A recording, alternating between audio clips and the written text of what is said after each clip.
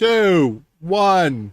All right, so I'm going to go ahead and stop that. Copy and paste this into a couple of places. So we're going to I'm going to post this in DevTalk. I'm building a web wallet from scratch starting in 2 minutes.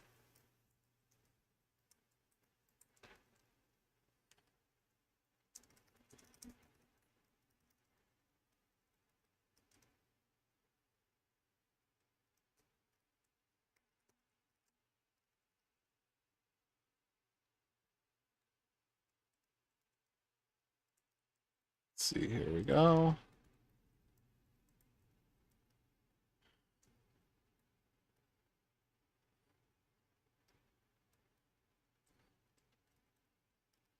I post that in a couple of places actually.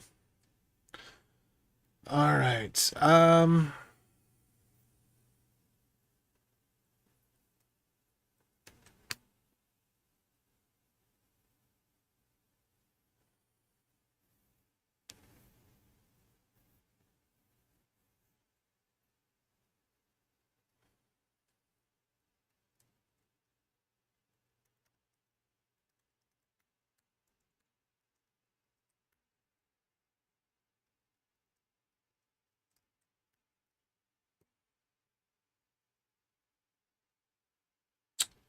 Bump, bump, bump.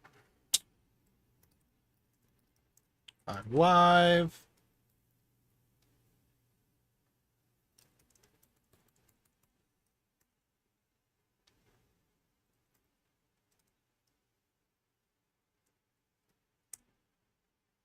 All right, and then I'm going to go ahead and copy this over on the Twitters, and then we'll get started.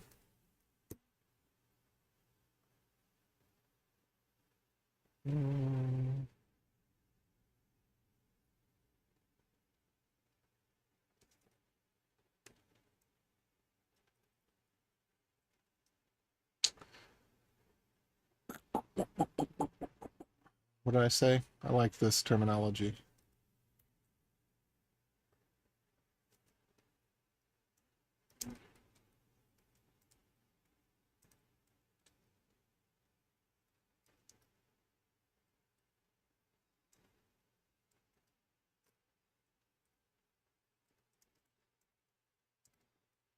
All right.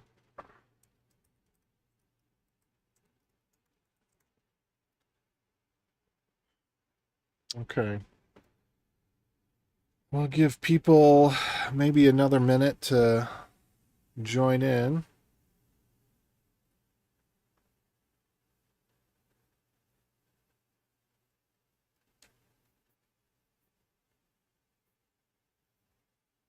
Let's make sure we're live. We are live. Let's make sure we get some music going.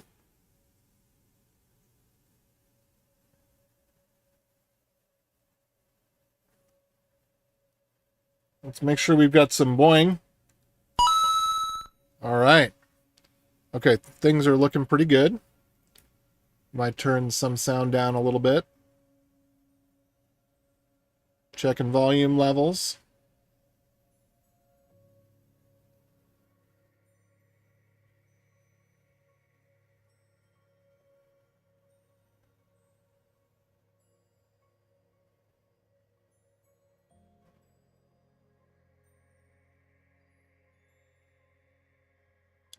Let that little V for Vim have just a little more space, you know. I am really interested in this music. I got to listen to this sometime when I'm not on stream or anything. Also, today's t-shirt is Hoyd for President. World Hopper #1. See? Hoyd for President. Anyway. Okay. Hello! All right, so just so you know, this right here that you're looking at is totally bogus. I just took the page that I created the other day and just did inspector and just changed the names of a couple of things. So, but this is what we're going to build this out as we go here. In fact, we might build this out first. We'll see how things go. We'll see how things go. But we'll go ahead and get started. Let me press the live button. Do we have the live button? Go!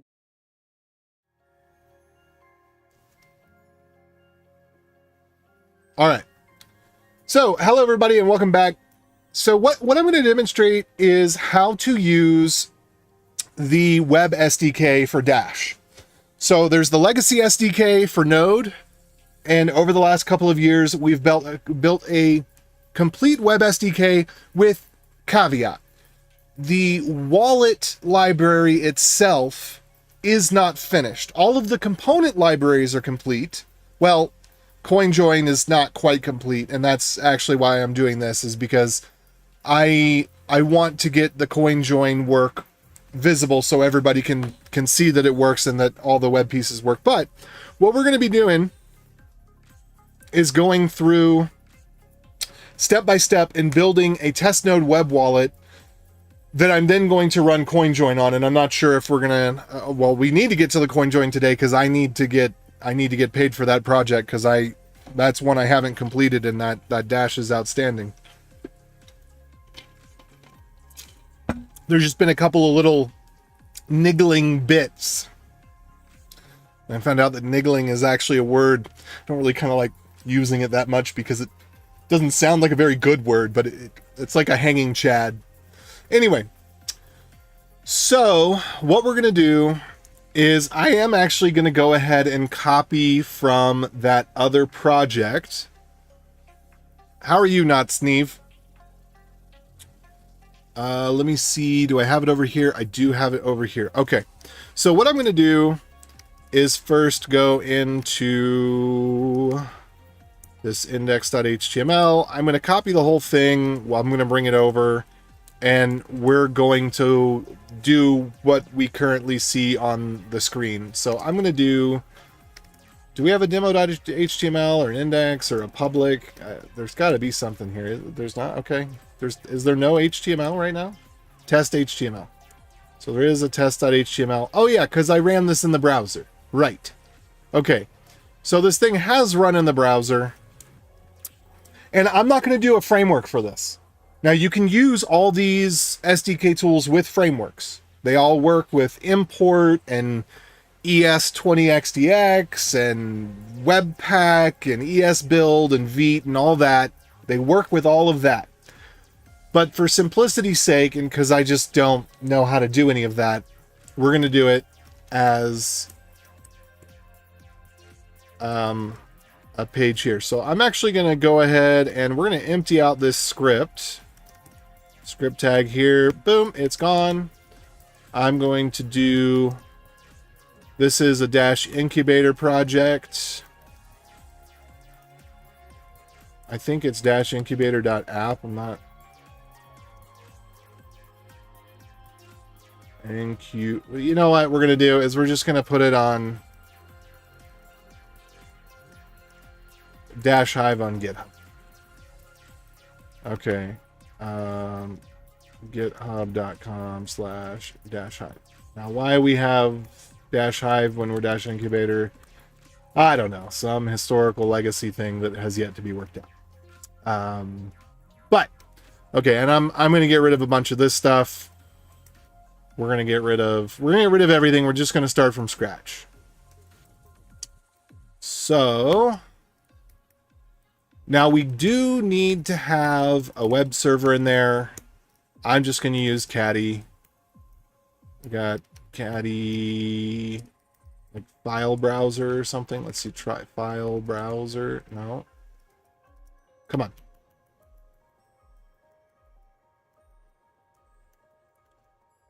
Nope. Caddy run, maybe? Do I really not have that in my history on this computer?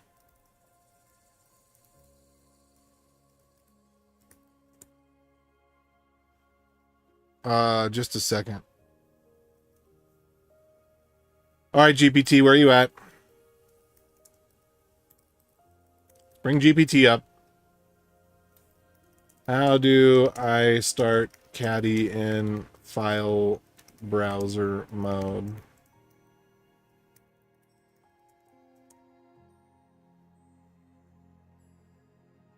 That's what...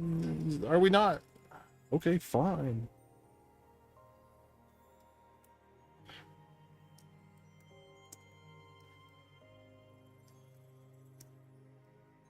Okay, that works. All right, so let's go ahead and just make a public directory. And we'll move this index... Wait. What the letter L just happened? Oh. Move public to -join. Push D -join. Move that index. Okay, what the letter L?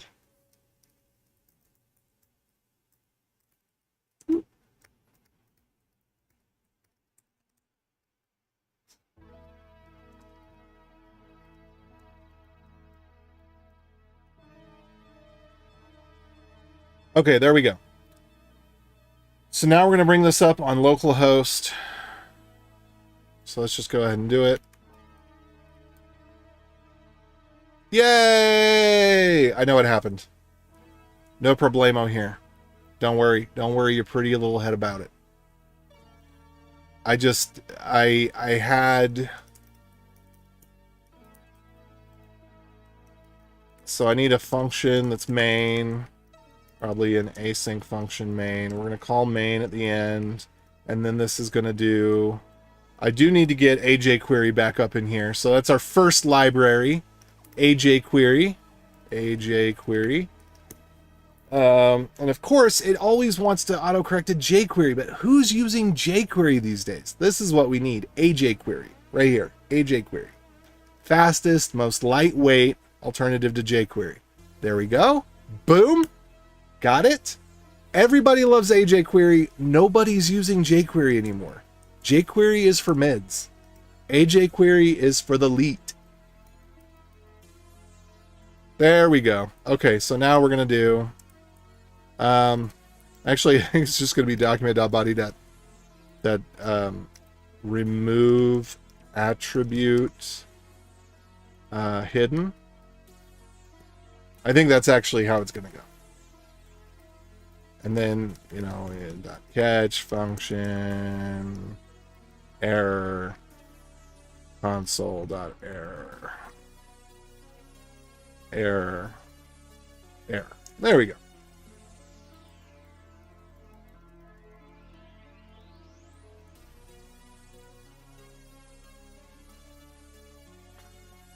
All right, so we can get rid of that one. Whoops. I wish it would just default to the screen that I'm currently on rather than switching it up, but whatever.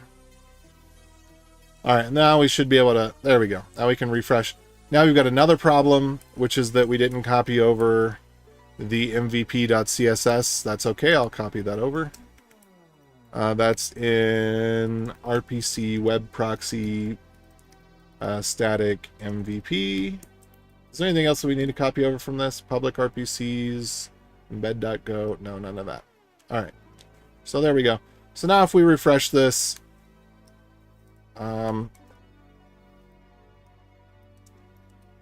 okay, it's got to go in the public folder, of course. Now if we refresh this, we have our boilerplate. So the boilerplate here, just so we're all aware, the boilerplate is just mvp.css. This is my go-to because it doesn't require any styles. It is no class names, no frameworks, just semantic HTML, and you're done. So the way that it works is that if you just create a table, boom, the table's style. If you just create a section and it has a certain thing inside of it, so some of these based on what they look like, you know, this one makes it a drop down, this one makes it just a normal link. So it's just like, it's the thing that you have to do in order to create the thing in the first place. So if you want navigation, you're going to create a nav element. If you want it to have a list, you're going to create an unordered list. If you want a list item, you're going to have a list item. If you want a list item that contains other list items, you're going to have an unordered list with list items. So, and I don't know if it actually shows the drop down what it looks like, but yeah. So if I had something that, yeah, we may actually need to go into this. But Yeah, I like MVP.css because I don't do CSS, and it is, as it says, MVP. It's like the minimum thing that you would ever need. Okay, so now we're going to go ahead and we're going to add the first thing that we need. So when you create a wallet, you need to give people the ability to either import the wallet or to display, or they need to be able to import or paste in, import or generate the wallet. So import meaning paste in the wallet, generate meaning create the wallet. Okay, so this is what we'll do here is we're going to have, and I wish that I don't know that this has a way to do something on the side. So it may just be, we'll have this down below, or we'll have it in the settings tab or something like that. Settings section, a main for settings or something like that. We'll figure it out. I've done this before. It's been a while, but we'll figure it out. So anyway, let's go ahead and look at what we have on the label here. So we got this network thing. Okay, the network, the reason that is hidden, we don't need that hidden anymore. That was hidden because it's testnet stuff, but we're going to change this to wallet phrase. And so that's where it all starts. First thing we're going to have is wallet phrase, and we're not going to have any submit yet. So I'm just going to go ahead and get rid of the submit event. And this is no longer RPC. I'm going to change this to wallet. And then let's see, are there other references? We'll just call it digital cash wallet. And then all of this stuff, we'll fix that later. That's not important right now. And we can call this wallet form. Although I don't know that that's that important right now. This is not going to be, we're not worrying about testnet right now, but we will get into that later. I do actually want to copy over some stuff from the other one real quick. So I just had something that iterates through. So we'll do, okay, so it's not 100% from scratch. One, because we're using an SDK, and two, because we're just gonna take care of some unimportant boilerplate. It's not the stuff that's related to what, what the real issue is here. But in here, I had this stuff for the testnet options, and I had something like, if the network is testnet, then go through all these things, and yeah, I still want that. Okay, so we're gonna open this one up. Whoops. And I am gonna put in my main function here. Okay. And we could, for shortness, we could do this. I definitely want to do that here. Query selector all. All right, get that out of the way. And then we're just gonna do let network equals testnet for now. Okay, so now anything that's testnet related is going to be shown. So we're almost done with the boilerplate, and then we'll actually get started on the real thing.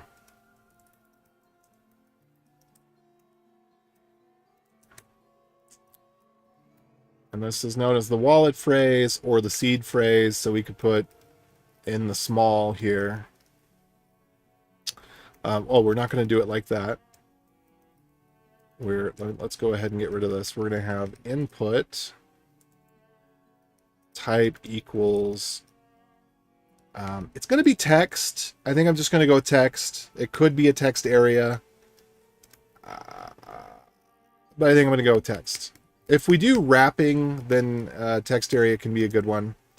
And then placeholder equals zoo. All right, so we do 2, 3, 4, and wrong. So that is a valid wallet phrase. And then we'll just do the small right here. And then we'll say, whoops, we'll do 12-word seed phrase. Or we can just call it 12-word seed. All right, now let's refresh this. Okay, we're off to a good start. Let me go see what I had. this one look like? Because I think it looked a little better for some reason. Maybe there was, I don't know why that looks better. But all right, so that's the first thing that we have to deal with is the wallet phrase. And then we do need to bring in our first library for that. So our first library for the wallet phrase is going to be dash phrase. So let's see if we can get this to come up. No, I didn't actually want the CLI, although the CLI is great. So yeah, this has a bunch of examples. And what I'm going to do here is I'm not going to use unpackage. I'm just going to install it at the latest version. And that's how we're going to do this. So we are going to use npm for this. So let me actually go into here, npm init. And then this is going to, package name is going to be wallet. That's just what I'm going to call it. Sure, we'll start it out with a low version. Digital cash cryptocurrency dash wallet entry point. That doesn't really make sense here. I'm just going to go ahead and put index.html and we'll do tests. I don't know if we can do it that way. All right, get repository. This already has a get repository. We might, I think we're just going to leave it what it is for now, which is github.com-hive-join.js.git. Keywords, I guess.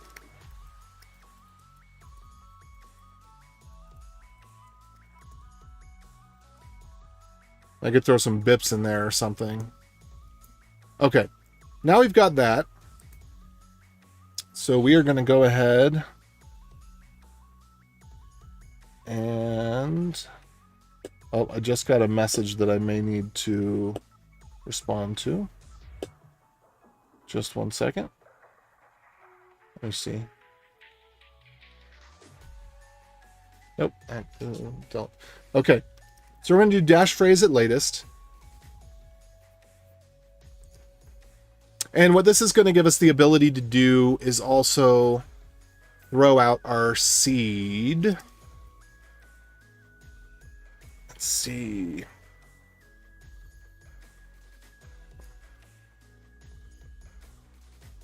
We kind of want the salt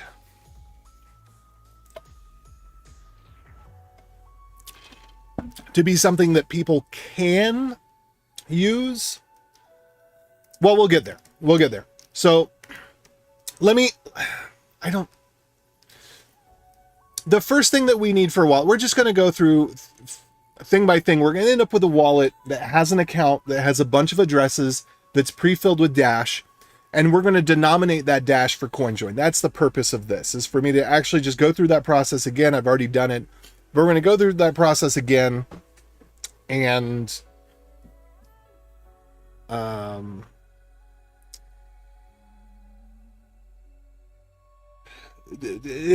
do the full thing in the browser, and the CLI tool is still going to work just fine. Anyway, so 12-word seed.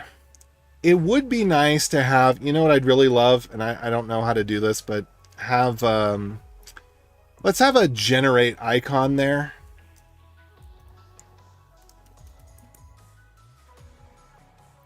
Well, first of all, wait, did I install? Yes. So we have dash phrase. So for our purposes right now, we're just going to consider that we would deploy this with the node modules. And these node modules are super light. Like, as you'll see, watch this. Node modules, dash phrase. This is the bare minimum. And I don't even know why it's including, I guess, yeah, I kind of do know why it's including some of the stuff, but the jsconfig.json, I don't know if that's supposed to be included or not. I think it has to be for the TypeScript type hinting. That's probably what it is. So we've got dash phrase, which is the actual code. We've got the type hinting file for code editors and development. We've got the license, because that typically is legally required to be included with the way that npm works.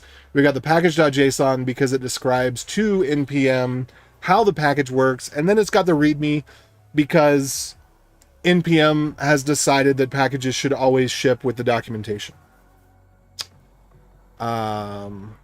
Okay. And yeah, so we'll go ahead and move on from here by in, and then this is just some style overrides that I have for MVP because it prioritizes like huge, big, ginormous. Oh, dang it. My wife is calling me. Hold on. Always the wife.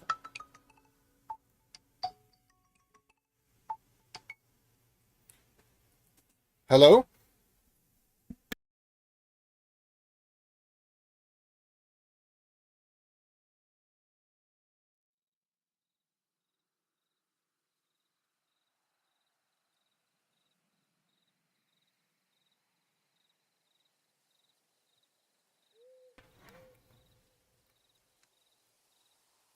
Okay.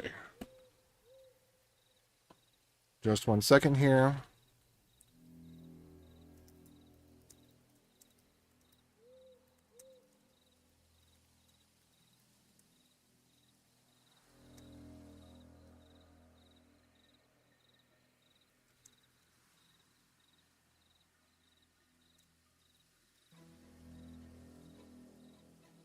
All right. So got that taken care of. So what we're going to do is actually down towards the bottom. No, up towards the top. It doesn't. This is tomato, potato. Okay. So we're going to put in our script tag with our source, and we're just going to put it into the node modules. And so now we're going to have dash phrase. And again, you could do an import on this. That's fine. I'm not going to do the import on this. But what we're going to have down at the bottom, right now we're just going to put this in the script because we don't have that much to deal with. So this is our main function. It's initializing stuff. What we're going to do is we're going to set up local storage. Let's have like maybe an init function here. Function init. Oops. So local storage get item, and we're not going to be able to use local storage forever. We'll have to transition to local forage for some things, but we're going to go ahead and do a get item, and we will do a get item that gets us, let's say, wallet phrases. And so this will be wallets, or at least let's call it phrases. Stir. And then we're going to have to wrap this so quickly. I may just go grab my storage mechanism from elsewhere or include local forage right now just so that we don't. We'll get a little bit down the road, and then we'll switch over to local forage, and it won't be a big deal. Okay, so let phrases equals an array, phrases equals json.parse phrases JSON. All right, phrases equals an array. Okay, so that's where we're at. And then we're going to say that primary phrase is phrases 1, and we're going to do, let's see, data ID equals, and then we'll probably call this wallet phrase. And then we'll say dot value equals primary phrase, but if not primary phrase, we're going to generate. So we'll do dash phrase dot generate, and we might have to do an await on this. I think we do actually, or maybe we don't. We'll see. Primary phrase equals, and then of course we would need to do a local storage.set item.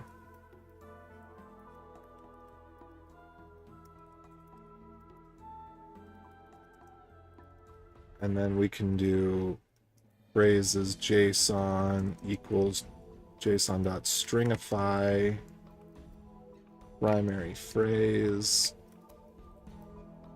and then phrases JSON, and then, you know, we'd want a way to back this up pretty quickly, whatever. And then we'll have some mechanism that we can rotate the phrase, and that if somebody adds a phrase directly to the input field, that we can change it. Anyway, let's go ahead and refresh this, and if we're lucky, which I don't remember, I didn't even look at the documentation here. Let's look at the documentation. Dash phrase dot generate, and then toSeed. Okay, so we're also going to need to do toSeed. So let's go ahead and I'm going to copy again just a little bit of boilerplate that I had over here. Whoop. I'm just going to copy the way that I did an input field. Well, it wasn't an input field, it was really the lack thereof. But it was this one right here. So we're going to copy the way that this one was before. And we're going to go over to our index. We're going to go back to our form. Our form needs a couple of things. One, it needs data ID equals, and I guess we could have just done name, actually. That would have probably been better to do name. But I like doing data ID because it's more semantic, because we're using this for JavaScript. We're not using it for some sort of HTML native thing. So we'll do data ID is equal to wallet phrase. And then we've got that in there. We're good to go. All right, now we're going to paste this in. Oh, this was not data. Okay, label.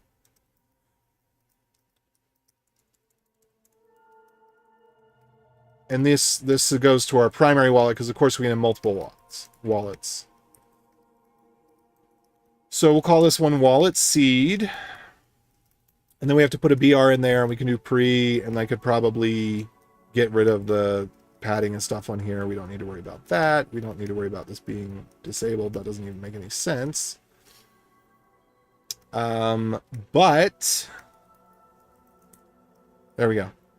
So we've got wallet seed. So now let's go back down here. I went all the way back down to the end of the file. Actually, I'm going to go back a little bit. So we've got the dash phrase generate here. So now we're going to do let primary seed equals dash phrase toSeed primary phrase. We're going to do that. And then we'll have wallet phrase, wallet seed. Now this one is going to be inner text. And we'll give it primary seed. And then I think let primary salt equal nothingness primary salt. I think that's how this works. Let me just double check in the documentation here, because we're not actually going to use the salt. All right.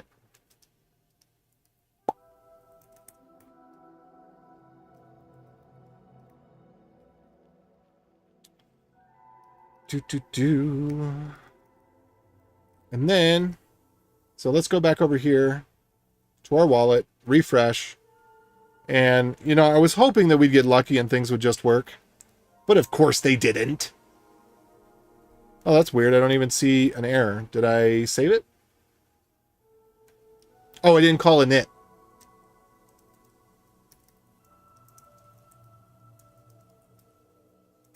And then this toSeed probably needs an await. Let's just double check on that.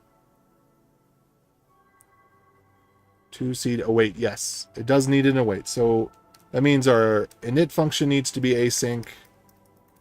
I guess main and init really don't need to be separate.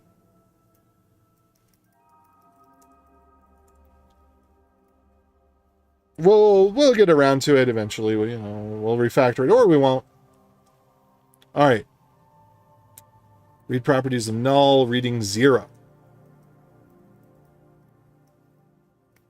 Oh, because this actually comes back as null if there's nothing there.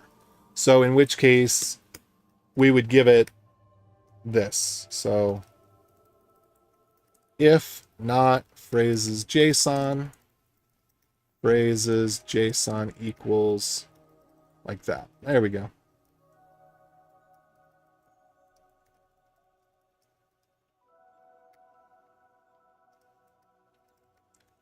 And I'm not going to put the typing on this right now. We're going to leave that one be. Okay, so now if we refresh this, maybe I get lucky. Something's not defined. Oh, of course not, because I accidentally put these functions, which should be global. I accidentally put them in the main function. There we go.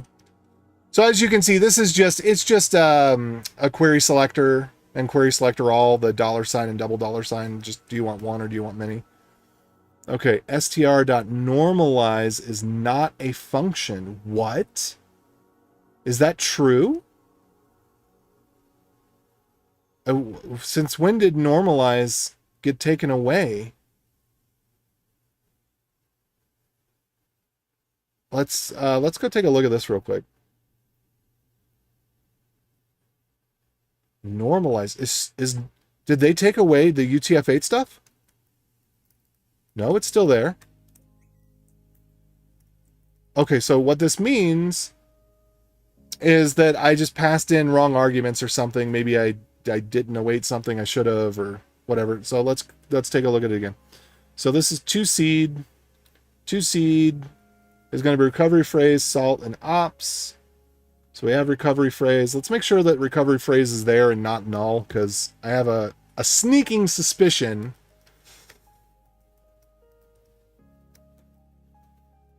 and then we are generating a 128-bit phrase. Console.log. Let's do a little debug primary phrase. Let's just sanity check right here. Okay, it's an object, and that kind of makes sense, but kind of doesn't. Maybe we need to await this as well. Debug object. Okay, let's go take a look at documentation again. So generate, await.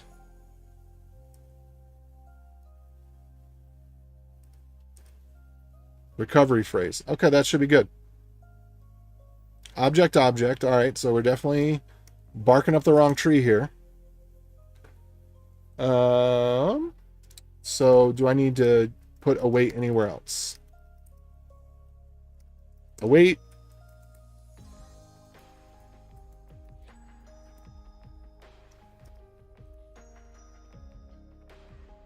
Okay, so something's still going wrong. Because the primary phrase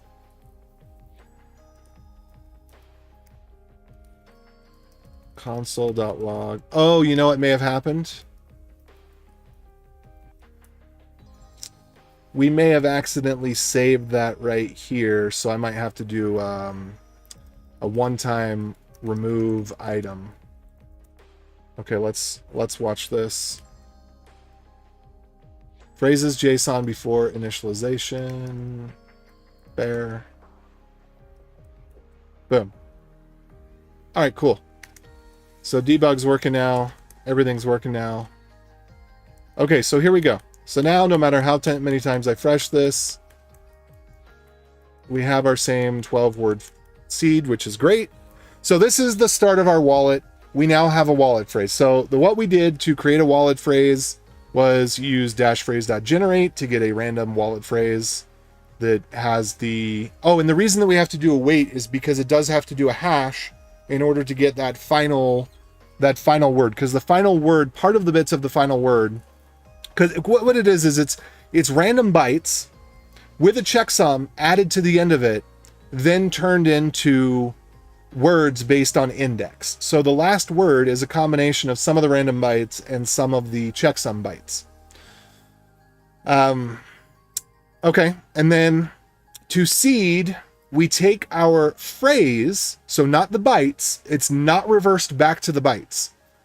The phrase is taken, and part of this is due to some bugs early on where people would have lost their wallets otherwise because early on, not because of Dash, but because of the way the protocol works. Anyway, there were some issues. Let's see. Oh, and it looks like my chat is not up. Let me try my chat. Get my chat up here.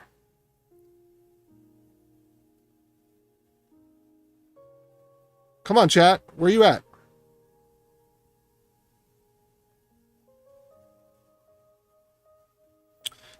Chat should show up here. Trying to figure out what's going on.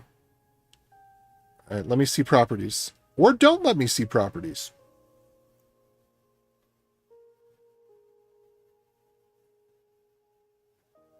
All right, I cannot see the properties of the chat, so I will keep an eye over here on my screen where I can see the chat myself, but you will not be able to see the chat here. So that's just because some sort of problem with the chat. Anyway, so that's part one. Step one, we're done with. We created a place where we can show this wallet phrase. That is the wallet. And we almost have a place where we can show the seed. So what we need to do is figure out what's going on with that. My guess is that it's accidentally hidden. Let's see. Yeah, wallet seed is hidden. So now we get rid of the hidden on the wallet seed. And I suspect that when we refresh this, okay, not quite. Because I forgot that the seed comes out, of course, as bytes. And that makes sense. So what we'll need to do, and I think this might come with it. So let's just check in our debug console. Dash keys.utils. Do we have utils? Sorry, not dash keys. Dash phrase.utils. Nope. Let's try. Okay, let's see. What do we get with dash phrase? Encode, decode.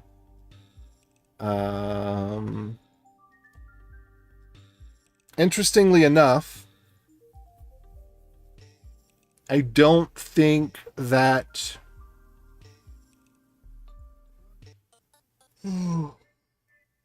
we have the convenience function here exposed for doing bytes to hex or hex to bytes. And most of them I have that. I'm just going to double check on this one and see if it's there and just not exposed, because I will probably expose it.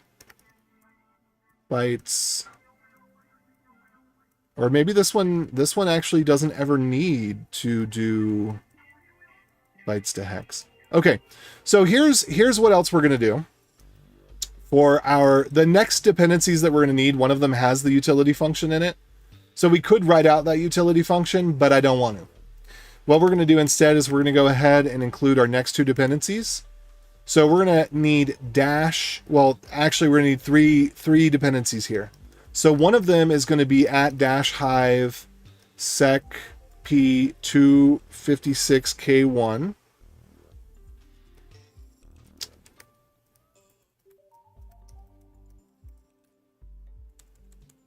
We're also going to need,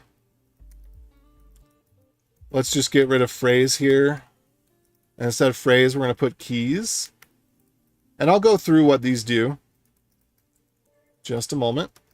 But for right now, I'm just going to use them for the property that they have of dash keys has the convenience function for the bytes. So let me go ahead and install those. npm install save dash hive sec p256k1. And again, all of these are exceptionally lean. So there's no external dependencies with these. Okay. At dash hive sec p256k1. Oh, whoops, dash incubator. The source is on dash hive for, I don't know why, but it's published correctly to that. Okay. So now we got that one out of the way. Then we're going to have Dash keys, add latest. You can ignore these warnings. They have something to do with the latest version of NPM and Node having some sort of legacy code that does this for whatever reason. Okay, and then we have dash HD.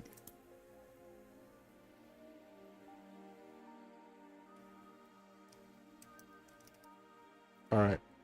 So now with those all downloaded, and they're all single files. So you notice dash phrase, secp256k1, that's the signing algorithm, dash keys, dash HD. And this has since been simplified. I don't know if we've published the latest version because there were, it had a refactor in it. It's not ours. We just have a version of it that is made browser friendly by basically changing 2 lines and an export thing. What's up, XK? How's it going?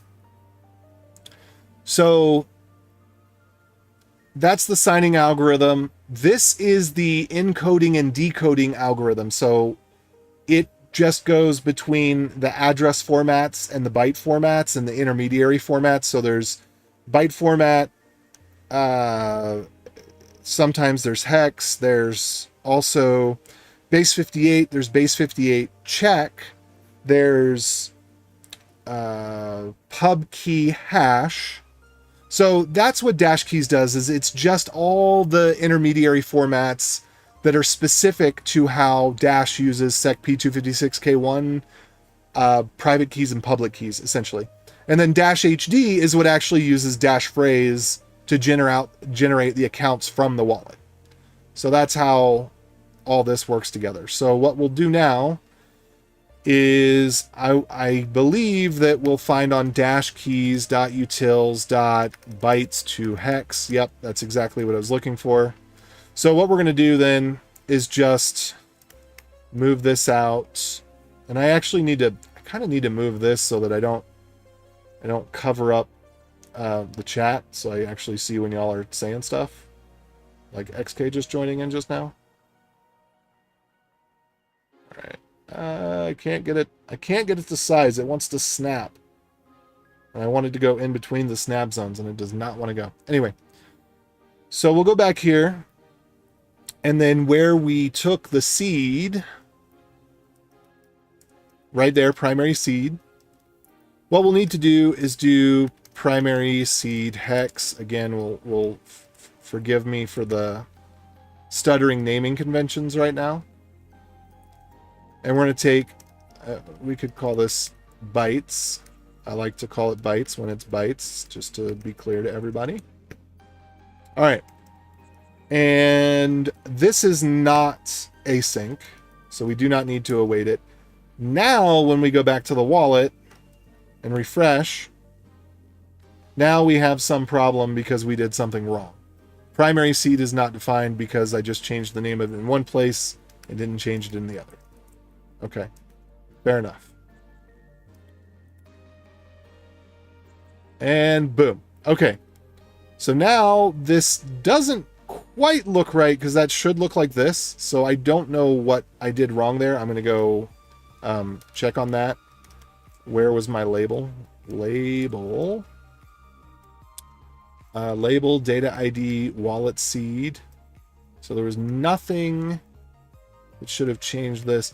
Oh, no, wallet seed. It shouldn't go in the label, sorry. It should go in the code block right here. All right, so there we are. Now we refresh, boom. So there is our wallet seed. And the wallet seed is actually PBF-KDF2 expanded. And I can put that in the name of it here, actually. All right, so PBKDF2 bytes.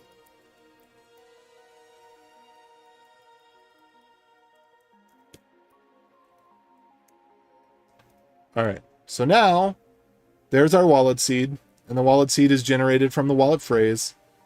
I'm not quite sure why it's got that margin on the inside. I can probably copy the styling to here to fix that. Again, the one thing I don't like about MVP CSS is just it wants so much margin and padding.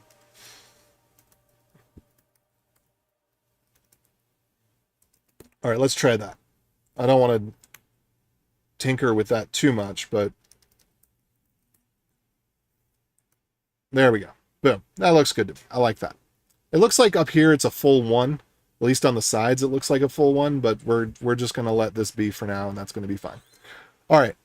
So now that we have our wallet seed, we can actually generate our top level wallet key and the keys underneath of it.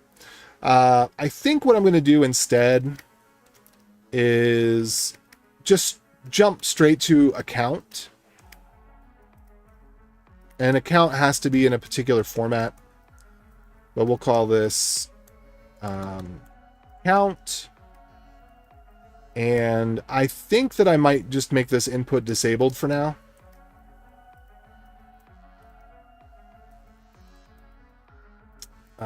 Let's see, how are we going to do this? So account is, it's a BIP 44 path. And for the placeholder, that looks like M4451. I forget what the standard path is for testnet.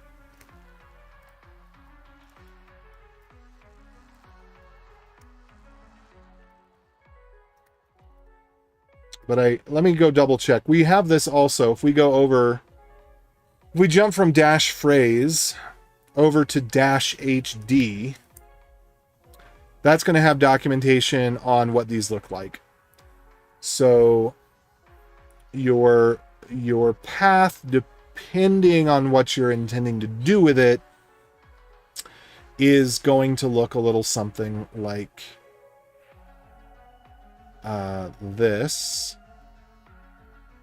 So I guess it would be, technically it should be 0, should be the starting one. That's right. And then there is some argument to be made about whether you want to have the trailing path or not, because really you should be exporting your key all the way out to the public portion, not to the private portion, because you don't want people to have private derived keys. Want them to have public derived keys. But there was a reason for why sometimes it's only derived out so far. But for internal wallets, we derive it to this path. For wallets that we share with other contacts, we derive it one path more. So that's what this is going to be. And then for right now, in the init here, and we can go back to that. Hold on. That was wallet seed. And then first account. That can be set there. And then we'll give this the data ID, not of wallet phrase, but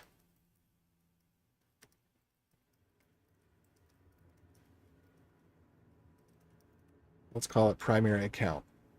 I mean, I guess we could call the other one primary wallet, primary seed, whatever. That's kind of what we did. I'll just call it wallet account then, just for consistency with what we've got going on. All right, so here's a wallet account. And what we're going to do with this one is going to be a value that we keep for now, because I do want, we are going to make this eventually accessible. But for right now, we're going to keep this with, we're going to keep the path like this. And then we'll go ahead and we'll generate some keys from this path. And then we'll start checking the keys to see if they have any balances. All right, so that disabling didn't work. Disabled. There we go. All right, so we'll keep that like that for now. And then what we want to do is we want to index some number of addresses. And we want to have addresses that have a balance, and we want to have new addresses. And we're going to load this up with monenes from testnet, or yeah, from testnet. So we've got crowd node faucet and DCG faucet, and we're going to go ahead and get some funds rolling on this very shortly. So this is going to become functional very quickly, and then we're going to have a denominate button, and then we're going to have a mix button. And that should push us in the direction of finalizing the CoinJoin library when we get to that point. So first, let's go ahead and we can get rid of that share. We're not doing that right now. What's up, Maxim?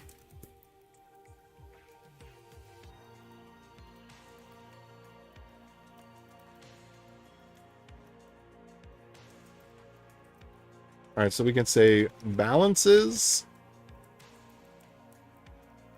And actually, I'm going to do it the same as we've done with the seed, because the seed isn't something that we edit. Also, I think I might do...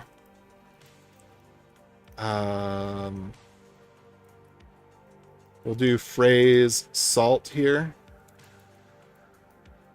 And I forget what this is called in terms of, like...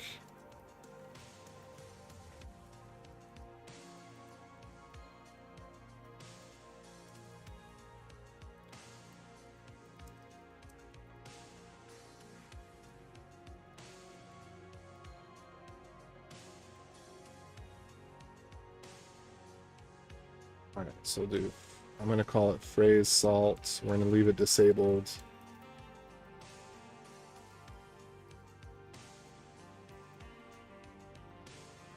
The value is indeed going to be empty for now. So we got our first account. We're going to go to balances. I think I'm going to make this a text area. No, we're not going to make it a text area. We're going to do what we did here. We're going to do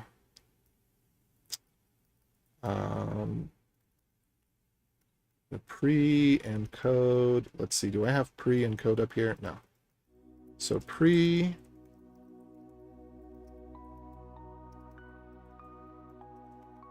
We're going to do margin 0, padding 0 for the pre.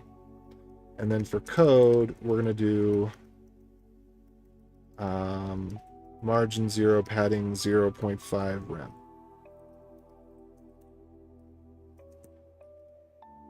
What, the letter L? Did I mess this up? What is going on?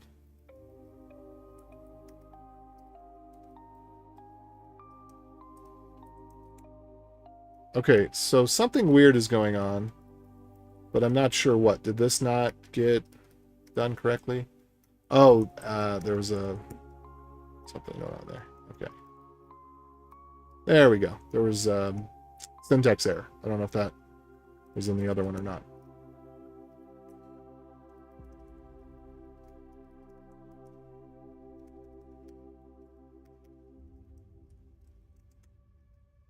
Okay, so there's the seed. And then we're going to do the same thing down here with the balances. We're not going to do a text input. Oh, I have that up there. Let's get rid of that. We're going to get rid of this. Text area, input. Yeah, okay. Okay.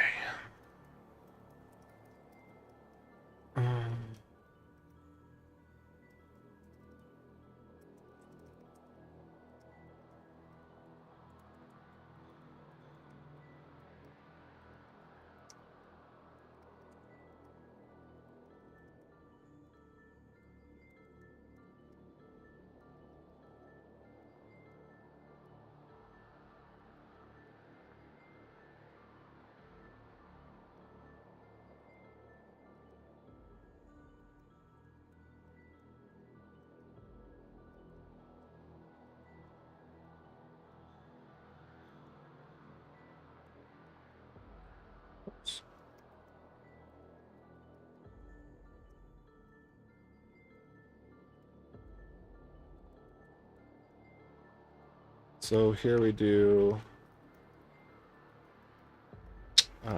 UTXOs.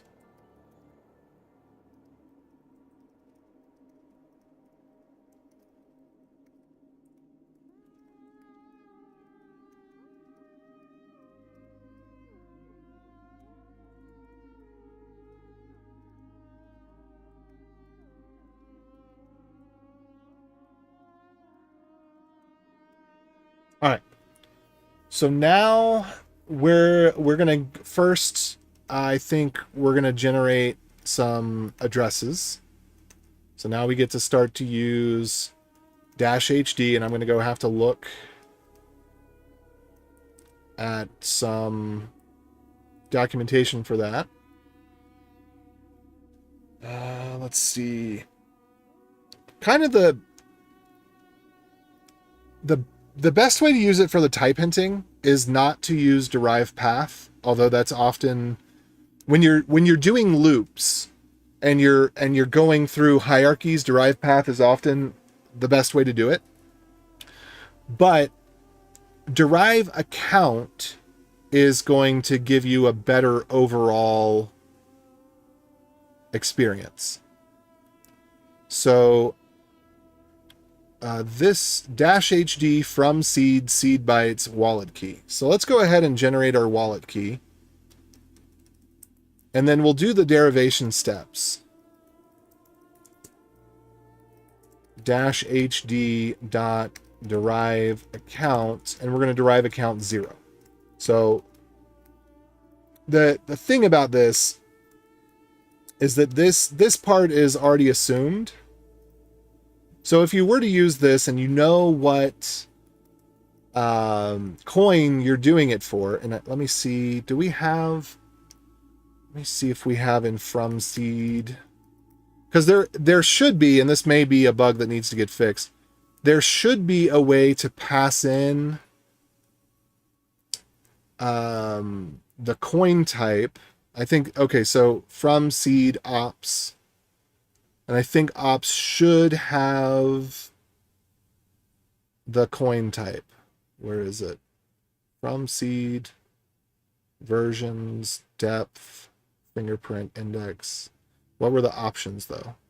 Options. Okay, coin type, purpose and coin type. Okay, so there we go. We're actually going to do this.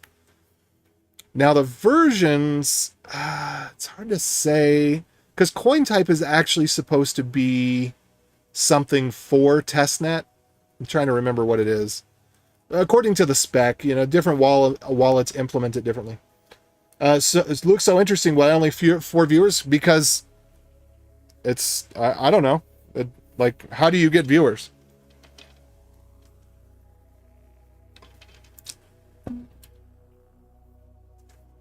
Go tell a friend.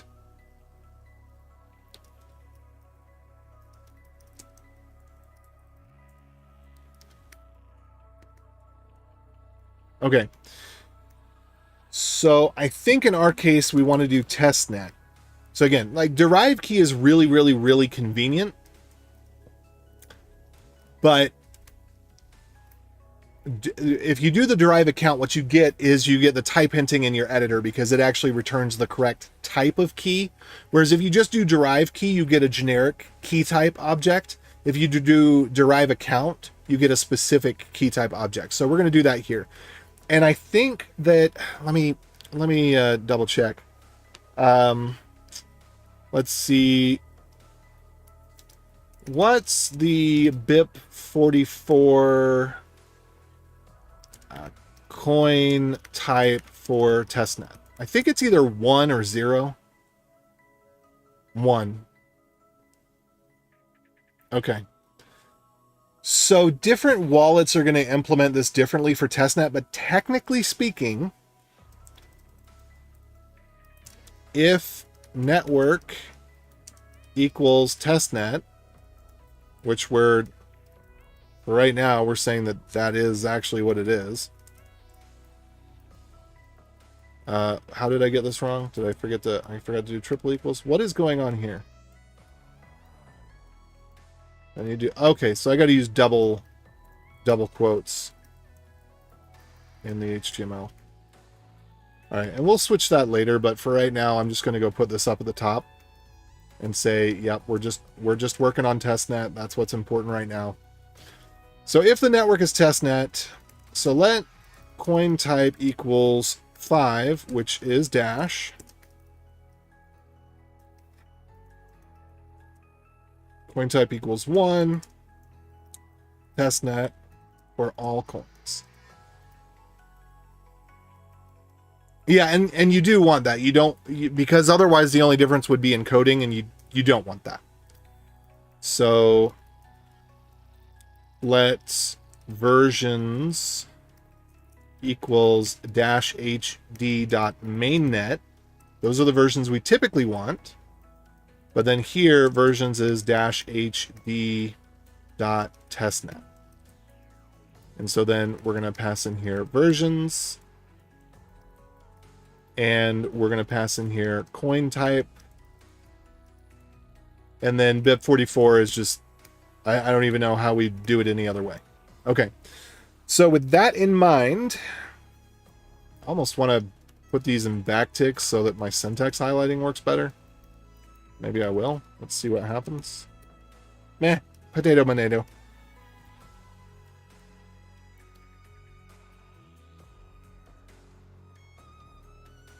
My friend doesn't understand what happens here. Only enlightened people.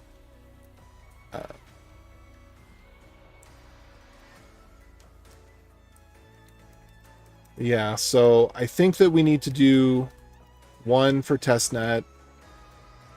And then the versions are baked in as part of the library. Okay, so now with the account key, we're ready to derive the next key in line. Let's go back over here. Which I think is the X key, if I remember correctly. Let's go back up to the main example. So you're going to derive the wallet key from the seed, you're going to derive the account key, and then you're going to derive the X key, which is either going to be change or receive. And then for what we're going to be doing with this denomination stuff, I don't remember how the current wallet would do this for itself, because technically when you're denominating, you could make a claim either way. You're receiving everything, everything is changed, whatever. We're just going to stick with it being the receive X key for now.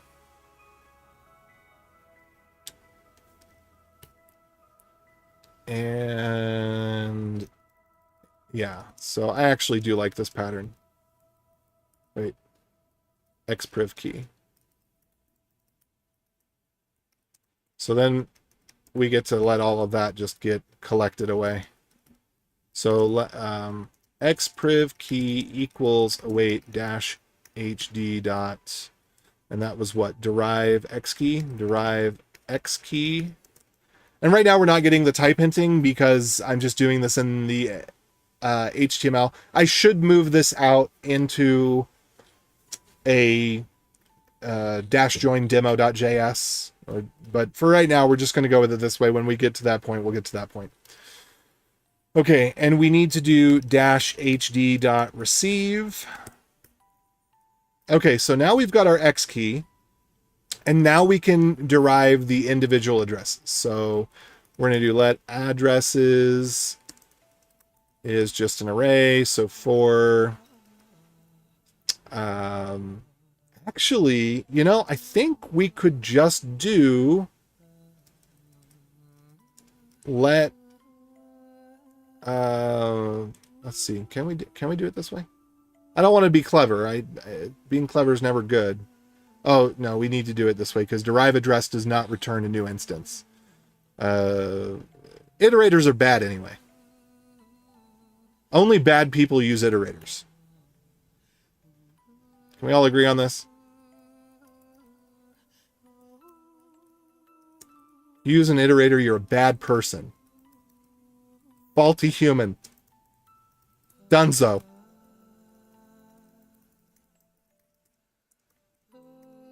All right, previous index equals 0. Is that what we're saying? Last is equal to previous index, sure. So we'll generate 20 addresses just for demonstration purposes here. I guess I can just copy and paste this essentially. Yeah. It's a little bit weird because of the state management, but that really, you know, when we get to the point of having the wallet library solid, the state management around all of this will probably be encapsulated in that. But it is something that's a little bit tricky because if you look at some of the other SDKs, any of the other SDKs that are available, they have definitely not nailed the right level of abstraction. They've got way too much abstraction that is way too aggressive. And I think it's better to have more boilerplate and be able to use the code more freely than to have less boilerplate, but then not have the code work right. So, you know, that's a trade-off. And sometimes that's a hard sell because people don't, you know, they don't want to know that. They don't want to see that. And then technically, this should never actually, like, it is possible for this to fail, which is why it's in a try-catch. The likelihood is like 1 in a quadrillion or maybe higher than that. I don't know, but it is possible for a random hash to be outside of the curve area. I don't know under what conditions that could take place. Otherwise, it seems like we could just heuristically determine. But in all the code that I've seen that does the checking, the way it does the checking is just does the loop and checks to see if there's an error. And if there's an error, then, you know, it just goes to the next one. Okay. So then we've got our key. Okay, so we need let key, right? Is this what we're doing? Let key, yeah. So we're just copying this loop pretty much wholesale. So then we have dash HD has the convenience function to with. This is actually re-exported from dash keys. But because you don't interact with dash keys directly in a lot of these scenarios, it made sense to do a re-export here. But technically, you could call it off of dash keys, and that would be the more canonical thing to do. Okay, so then here we also have coin type. That's important. The 44 is always going to be there. Account index. Did we specify account index somewhere? We probably should. All right, so I'm just going to do let account index equal 0. I guess we should do it like this. Yeah, we should do it this way. And then this should go to coin type and account index. There we go. All right, so that's what that should look like. That's proper and correct. And then, yeah, we do want the HD path to be in place. All right.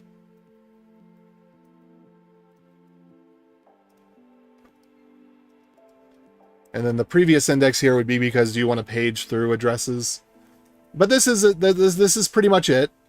So now we have our keys and addresses, and they have with, and you know, we could actually keep the key on here if we wanted to, which in this case I think I do, because I think we're going to use this again pretty shortly. But this is where the wallet itself becomes, you know, goes from simple complexity to extreme complexity. As soon as you start dealing with this type of stuff, well, now how are you going to index that? Because this is actually also missing something, which we do need to put in here, which is the wallet ID. And the wallet ID, let me go ahead and go back here. I think we put that on here. So is it to ID or to wallet? Let's see.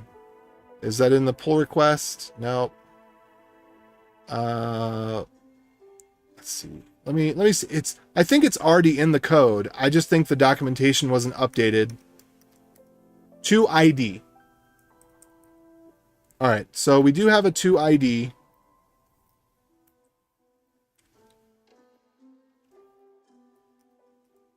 So we need to go back to our wallet key. Where was our wallet key?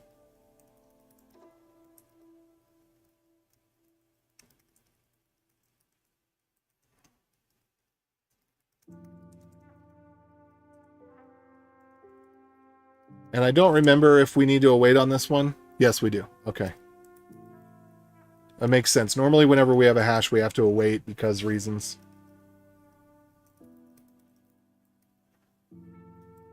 Okay. That does not look right at all.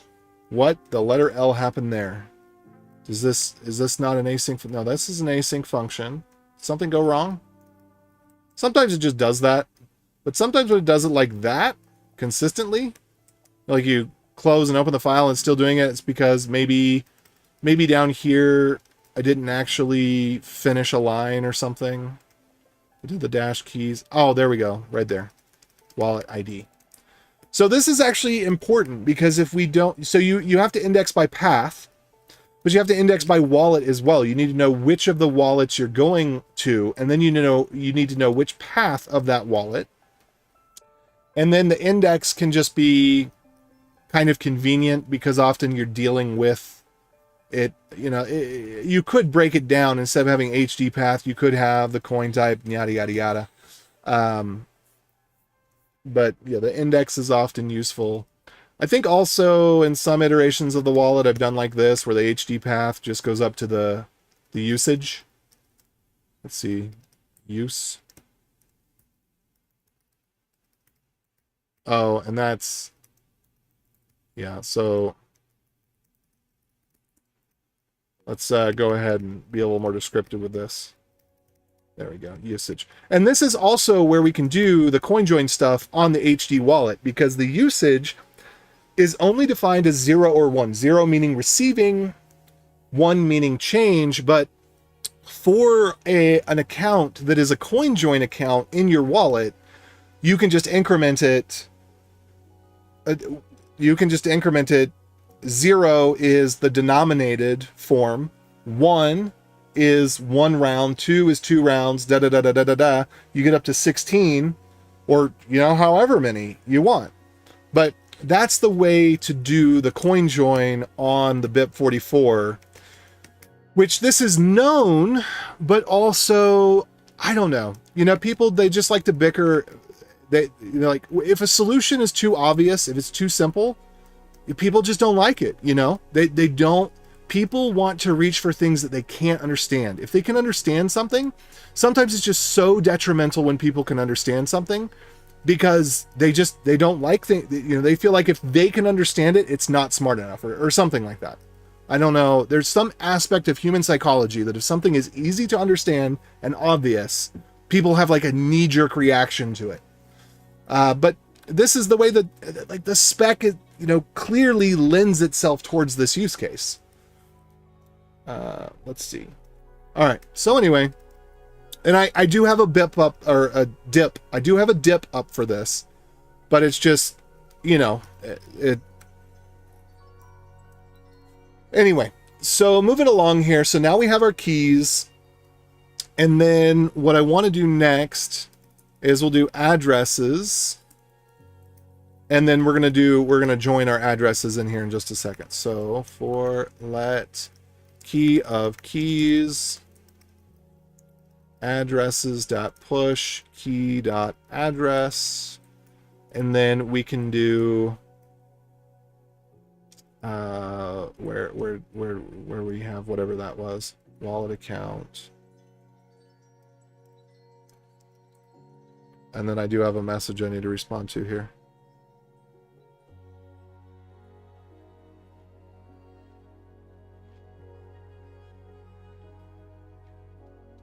All right.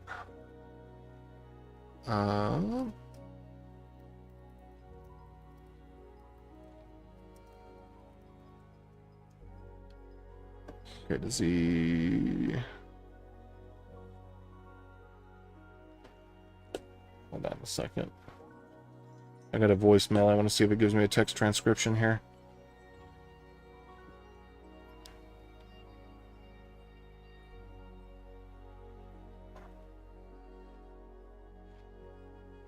Okay, I think that...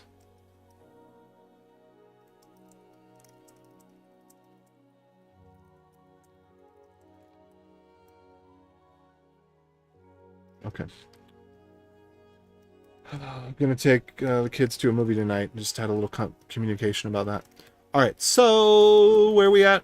We're looking here. No, what I wanted to do is I wanted to say addresses, data ID. Oh, I've got that there. Let's get rid of those janky doos. Wallet account, addresses with UTXOs. That we're actually probably going to want to show a little bit more detail on. This actually is best to do in a table. The balances. New addresses, we can do this way. So we could call it fresh.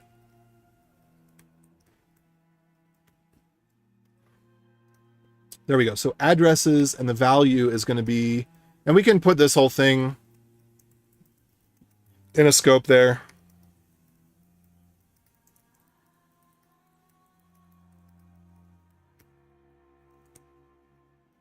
Okay, did this work correctly? Let's just make sure that, okay, I think that worked correctly. It looks like the indentation is off, which again, I shouldn't be doing this in HTML. I should be doing it in a JavaScript file, but you know, just conveniences and whatever. All right, so let's refresh this and see what happens. Of course it's broken. Didn't expect it to work. Okay, seed bytes is not defined. Of course it is. Wallet ID, so to ID. Wallet key from seed bytes, wallet seed bytes is what I actually called it, I think. So let's go ahead and put this over here, wallet seed bytes. So let's go all the way back up to the top. All right, we've got our primary seed bytes. Yeah, that's a dumb name. Well, I can fix that later.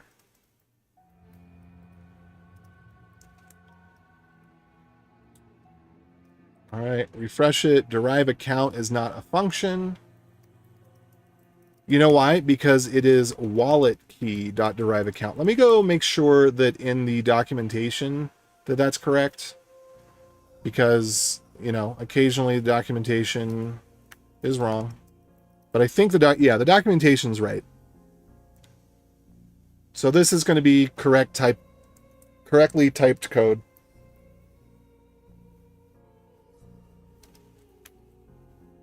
All right, so we still got some problem, but it's going to be little things like this. Yeah, derive X key, of course. Because this one is going to be account key dot derive X key. And then we might have something else like that as well. No, that's correct. Xpriv key, derive address. All right, so that looks good. So now if we go over here, so fresh addresses, I think the problem is that we did value instead of inner text. So let's go back here and yeah, there it is. So it's .value. So let's just do inner text and then that should work. All right, there we are. So these are all fresh addresses, or so we think. So what we got to start doing, we're going to go ahead and use one of these on CrowdNote. So put your dash address here. TTJHL, get some coins. You entered an invalid dash address. Oh, that is correct because I have the... I don't... So, okay, so there is a problem here that should be addressed.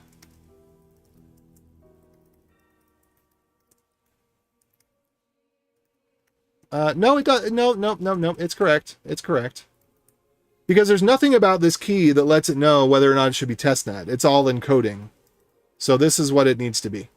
Now, hopefully that didn't just ruin my chances, because a lot of times on these faucets, like you make a mistake, like put in an invalid address, and then it's like, no more dash for you for the next 48 hours. All right, so it's got a problem with testnet? No, it's got a problem with me pasting some sort of unexpected token somewhere. There. That's what it's got a problem with. Okay. All right, now that looks good. Now we've got valid addresses. Now these are testnet addresses. So this first account is wrong though. Let's go ahead and go back to coin type. Coint type. What? Oh, did I not have use strict up at the top of this? Let's do that. You forget you use strict and then you get little typos. I do coint type so many times. All right, so that looks good. Let's go ahead and refresh this. And of course, something's wrong. Testnet is not defined. I don't know how testnet is suddenly not defined, but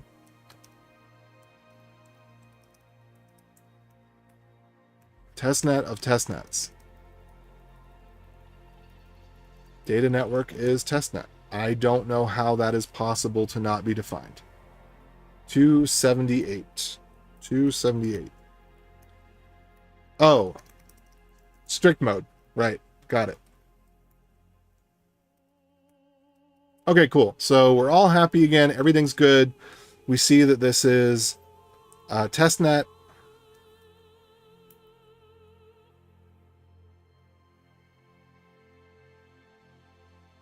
All right, let's see if we get lucky. This one is on CrowdNode. The CrowdNode one, I think, is a little more forgiving and more likely to work. All right, cool. So we got some dash on there. And now we're going to do the next one. So let's go back to the next one, which is DCG. Throw an address in here. And then do... You know what's going to be funny is I'm just going to use the AI tool. I bet it's going to get it more right than I would. Yes. Okay, so these are useless because I just copied and pasted. No more dash for you. Come back in 3 minutes. What? Did I not link DC? Oh, I didn't link to the correct one. Hold on. CrowdNode. Oh, okay. Let's fix that. We're going to need to fix that in both places anyway. So it is faucet.testnetnetworks-.org. Okay. I'm going to go... I thought something was wrong about that. So what I'm going to do real quick is I'm going to go into my other repository where I have RPC web proxy.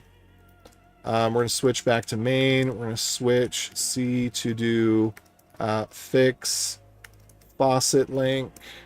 And then we're going to go into the static index.html, back to DCG faucet, and we're going to paste in the link to the dash faucet.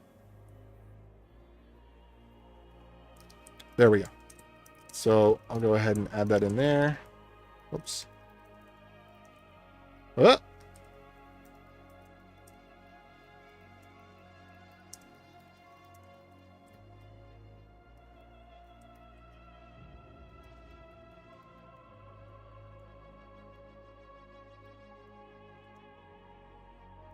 All right, so we're just going to push this. General rule of thumb, even if you're a single developer, always use trackable, like when you haven't released the product at all, when you haven't shown it to anybody, sure, do whatever. But once you start, I mean, especially once you start collecting payment on a product, once you've done the MVP or the demo and you start collecting payment on a product, always do the PRs so that it's clear, you know, what work you're doing. And if you're collecting payment on the product and it's going into production, and so people need to know, why did this break for me? You know, the whole XKCD hotkey,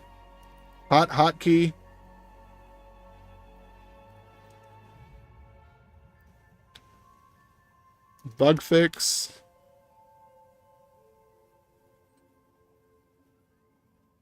Workflow. There we go. Workflow. 1172.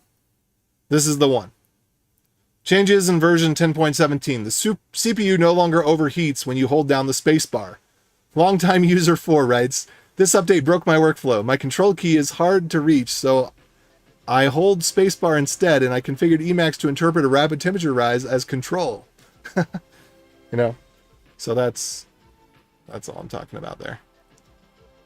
You just want to have, you know, reasonably atomic commits so that when people are interacting with your project, they can see, okay, this is what changed and this is why. And sometimes you're going to have a big version push and there's going to be multiple changes or whatever, but generally speaking, shouldn't be the case. I do wish that GitHub didn't make all this stuff so slow, though. That is one thing. All right, there we go. Boom. And done there. And then now we'll fix this here as well. So DCG faucet. Hopefully I actually updated the correct link and not the wrong one. Let me just double check here. DCG, got it. Okay. Dash.org, DCG, it's all good. Okay, so let's go ahead and put this one here. But this is the more finicky one, mind you. Okay, and this is not, I don't know why they don't secure it, but they like to have, I mean, not that it matters, it's just testnet addresses, but still the principle of the thing. Why would you have, and the crowd knows the same, but why would you ever use HTTP in 2024? Don't do it. Don't do it. You got Caddy. You've got lots of other options aside from Caddy. But I mean, if nothing else, there's no, how much easier do you need it to be, you know? Okay, anyway, so we're going to take this one. And this is what I call suck-driven development, because we're solving each problem one at a time. We're not trying to think holistically, how do we solve the whole world's problems? How do we make this, you know, this whole wireframe? You just solve one thing at a time. And it's really hard to do this when you don't have a designer on staff, because designers want to be able to work, you know, and people often want the code to be in such a way that, oh, I forgot to put in the masternode code to get more Mo9As. But anyway, people want more batch. Hold on.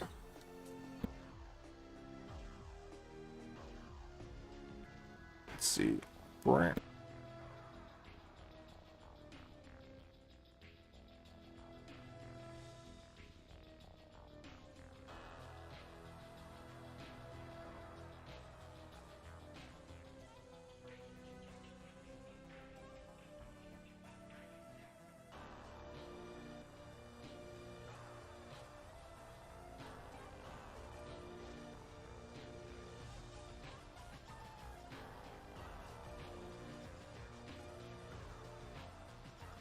Not the kids, it's the neighbors. Goodness knows. Everybody knocking on my shed.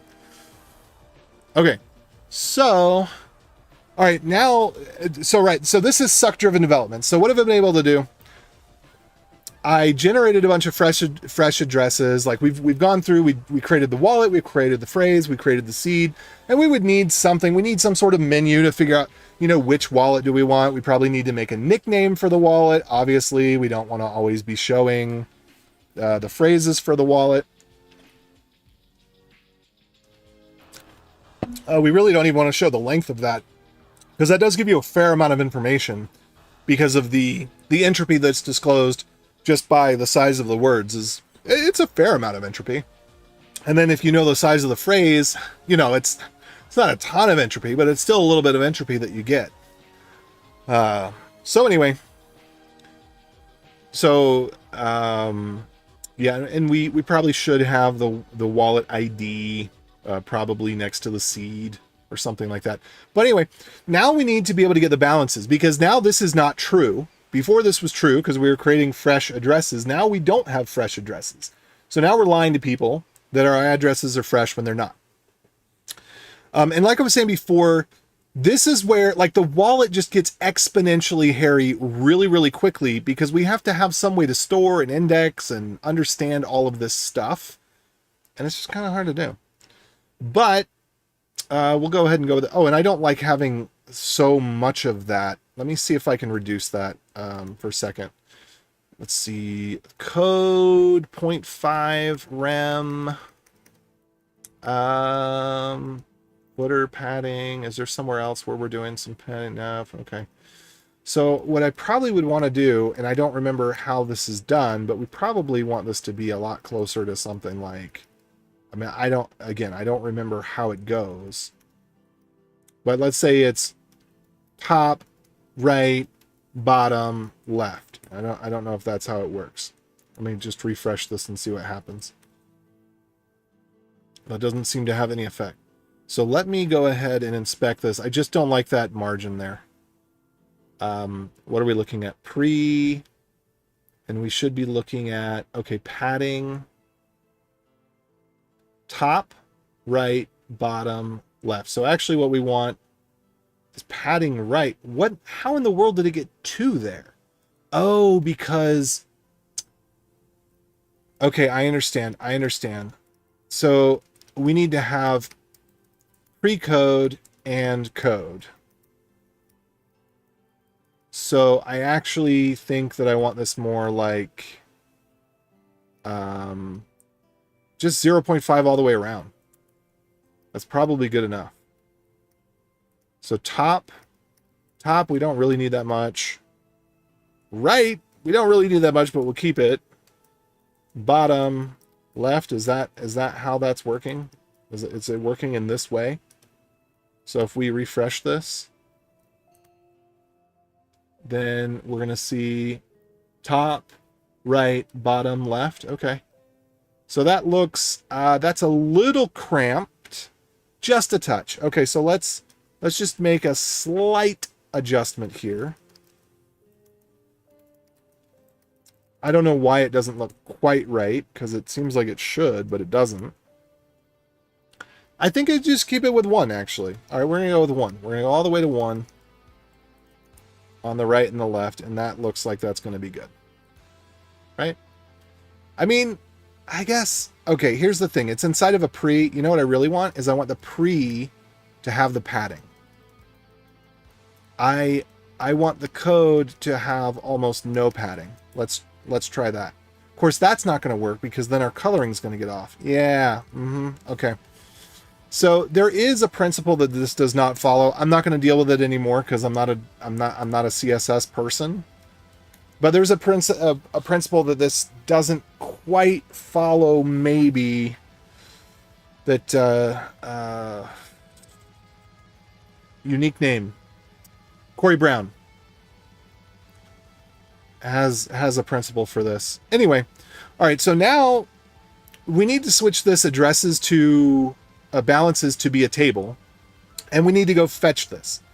And to fetch this, we're not going to use the -rpc library because it's too big and bulky, and I don't like it. So we're going to instead use. Well, let's go over to trpc.digitalcache.dev, and then here we're gonna pull get address balance, and we're gonna get the fetch for it, and then this is, I believe, what it's supposed to look like. I have to double check on that because it may actually supposed to be just. Is it like this? Let's check. Yeah. Okay.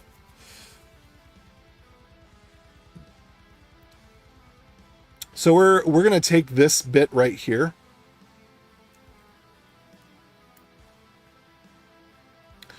And we're going to go over here. And we're just going to plop it into the script section. Somewhere. I'll plop it in up top, actually. We're going to wrap this in a function. We're going to do async function RPC.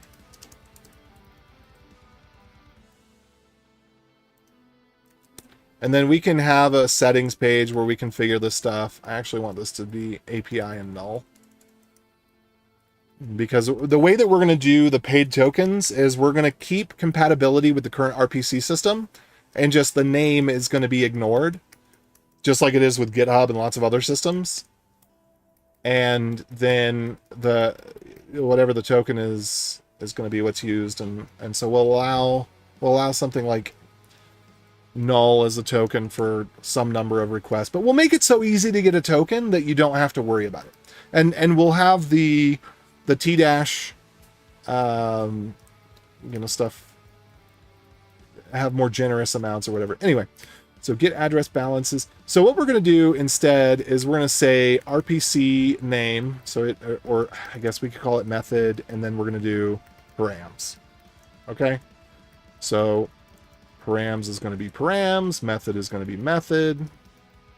If payload truly is payload. Oh, I guess, yeah. So we can, I do all or nothing. Either all of them use the short form or none of them use the short form. I don't mix and match on short form. That's something I learned from Go and Rust, and it's the right way to do it.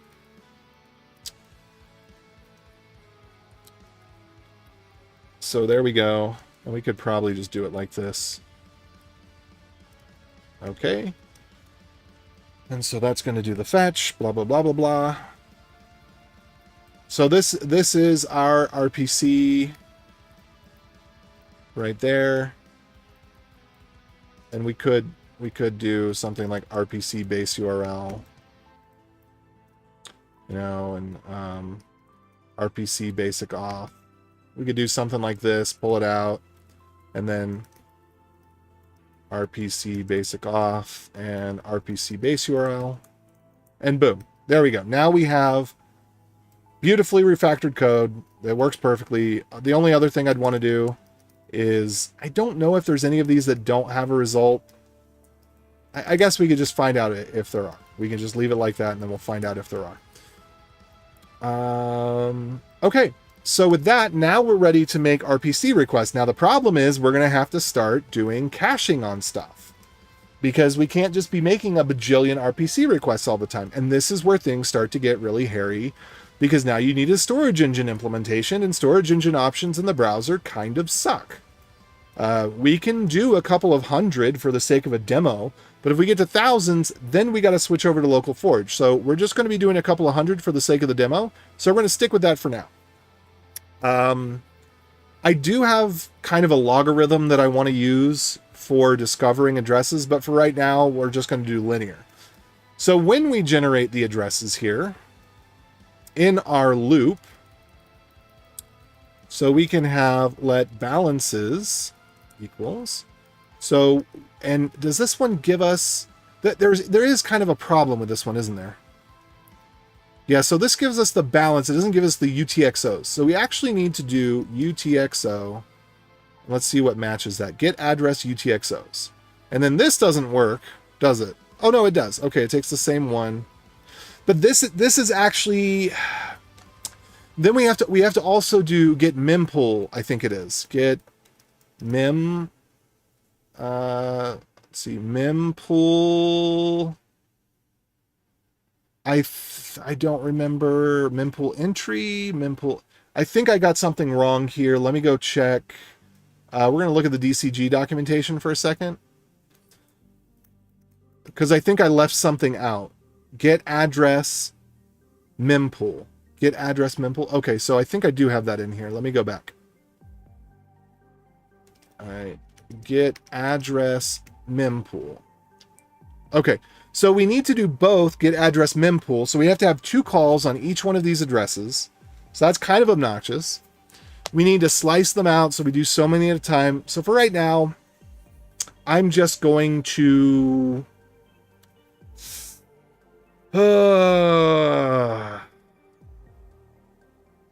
So we need to do get address UTXO, get address mempool, and there's no difference between the two. I think in terms of the JSON formatting, really there should be a call that just gives you back both, because what I want is the information about the address. And since we have instant send mempool, I think there is an instance where mempool cannot be relied on. But for the purposes of this, since we are not an attacker on our own address, we can assume that showing this information on the user interface is going to be good enough. So let's do await get address UTXOs. And then technically we can do these, we can do a promise.all on this.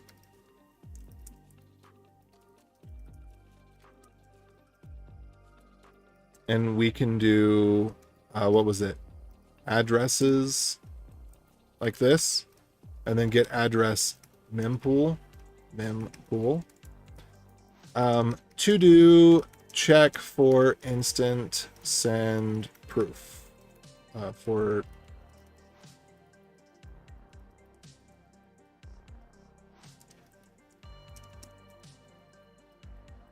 because if we just do get address UTXOs, we might have to wait 20 minutes to find out the information we're looking for. All right, so I obviously did something wrong here and it caused everything to get thrown off. So let's take a look. Addresses. So we're going to push addresses there.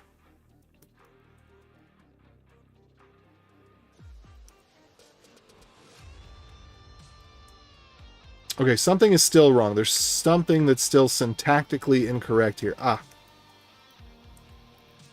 There we go. Now we got our syntax good. And then we're going to have to do something to actually get these removed. Or just go over them again. But anyway. All right, so... All right, let's go ahead and look at what that data looked like when we were doing get address UTXOs.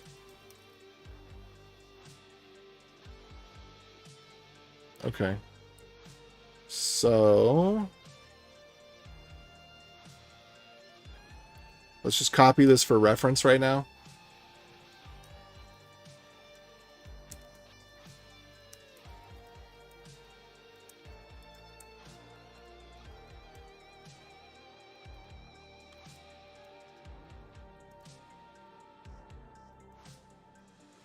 Okay, so this is what we have to work with.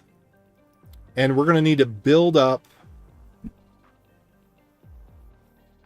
information about the addresses. Let's see here.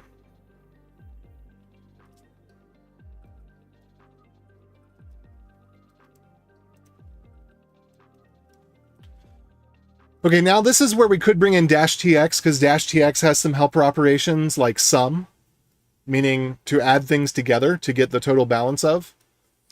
But we don't actually need -tx yet because we're not doing any sending or receiving. So for right now, I'm going to go with we just re-implement sum in order to get the balances. So we're going to do, let's see.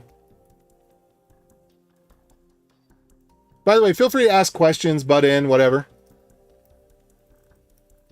It makes it enjoyable.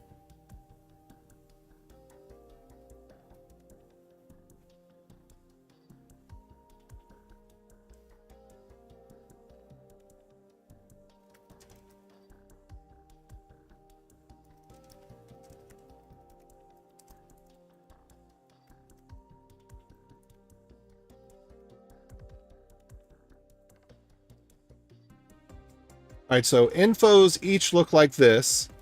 They contain UTXOs. And look at this. Yeah, so the RPC does spit back out output index, which is better than vout. So I don't know why. I mean, maybe Insight was developed before the RPCs and maybe it didn't used to use them. I don't know why there's this disparity between the naming of things that isn't any better.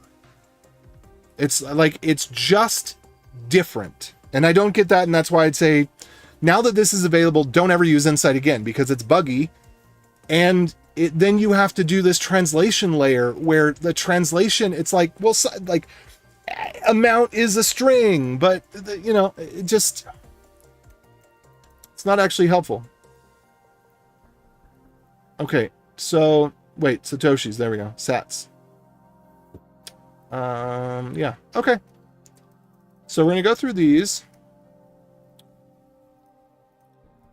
And we're going to get up, let's see, balances.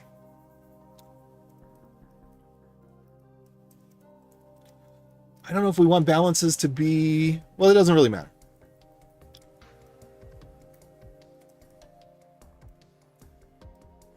Yeah, okay, we're going to do it this way.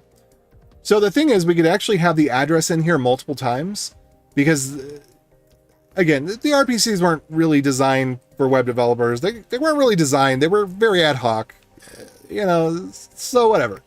So we're going to have to keep track of the addresses on our own.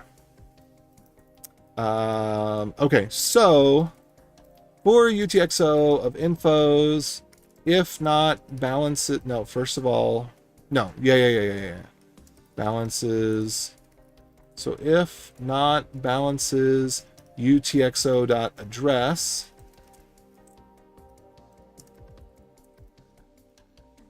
then we're going to have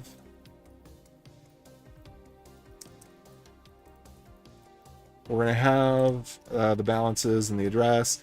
And then really, like before we even do that, okay, local storage, and this is what's going to make it really slow when we get item by item like this. But we're going to do local storage, get item, and then we got to go through that whole thing again. So give me just a second here. So I'm going to create a new function somewhere up towards the top, and we're going to just call this function dbget.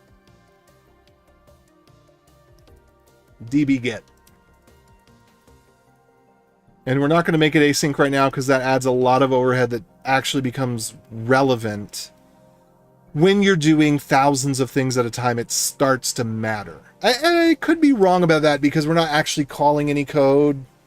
A lot of times the async code that would be fast is slow, but it's because of the context switching. We're not actually doing any context switching here. So I could be wrong about this, but regardless, we're going to have a key and we're going to call it a def val. And then we're going to get rid of all of this.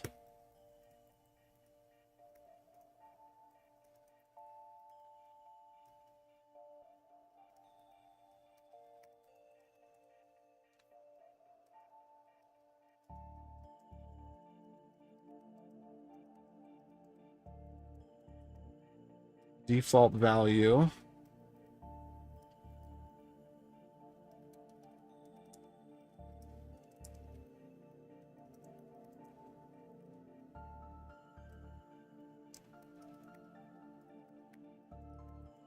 So you can see this taking terrible morphing shape.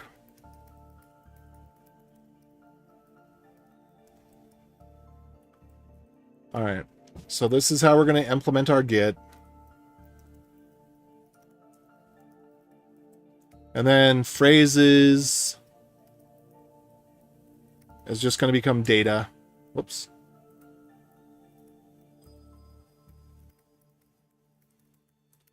Data JSON, data JSON, data JSON.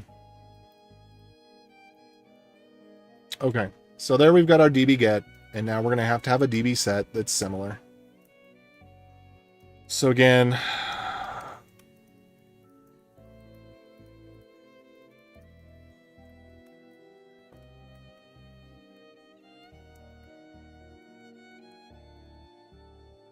and then we do have something, I can't remember.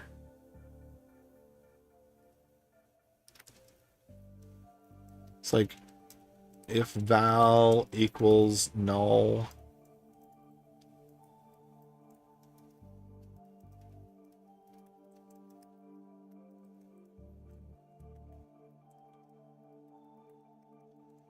Do a remove item.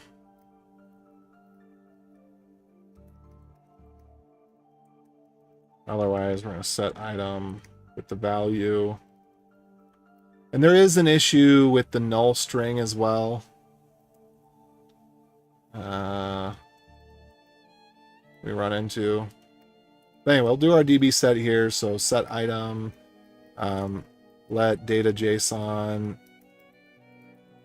That's going to be val. Okay. And then this becomes data JSON. And then I think that ends up being a lot simpler than the other one, right? Okay, so now we've got our DB get and our DB set, and it's built around local storage. And again, we're going to have to flippy floppy it later. So let's go to local storage. So DB set. And then this is just going to be, we'll put this in here, and then we'll get rid of that there.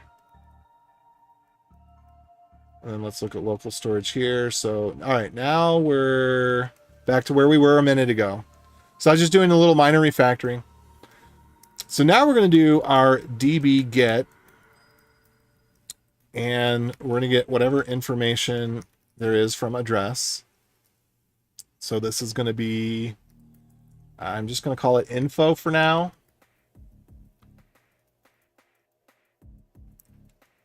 And so right now we're going to assume the strategy of key gets used one time. Like I said, the wallet gets complex because there's a lot of things that you got to manage. But we're going to assume that the key gets used one time.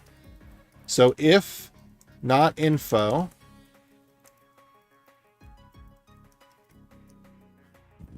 well, actually, this is not true. Let's see. If info.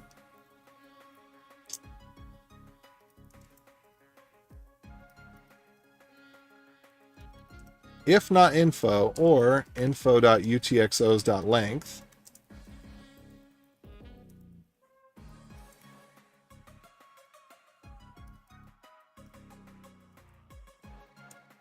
Then we want to get information about it because the UTXO could have been spent.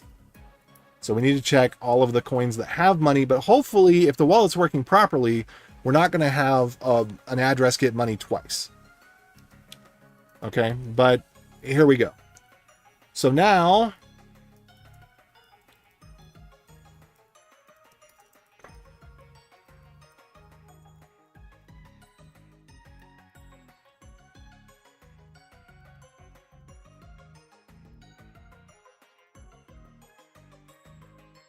actually, I'd prefer to do it like this.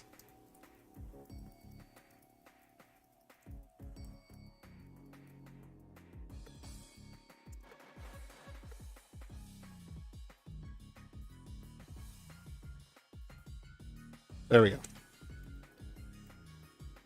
So that way I can just put that comment there.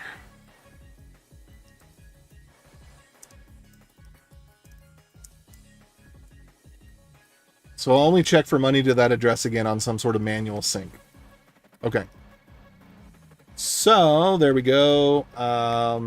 Infos.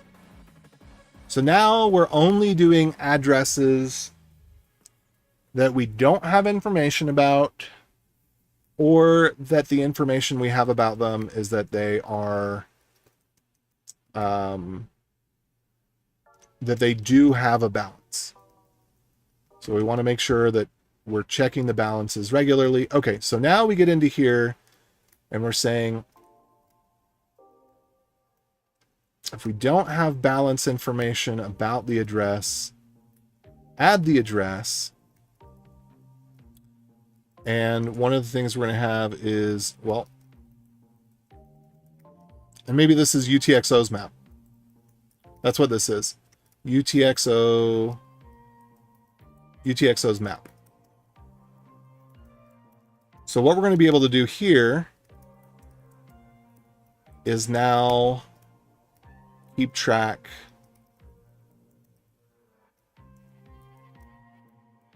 And maybe there's some other information we should have in there, but for now, this is all we're going to do.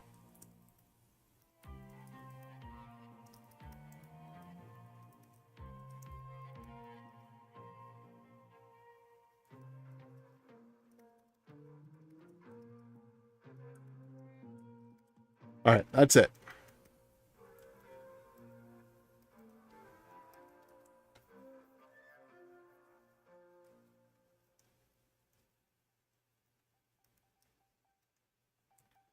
And then we kind of have to do the reverse thing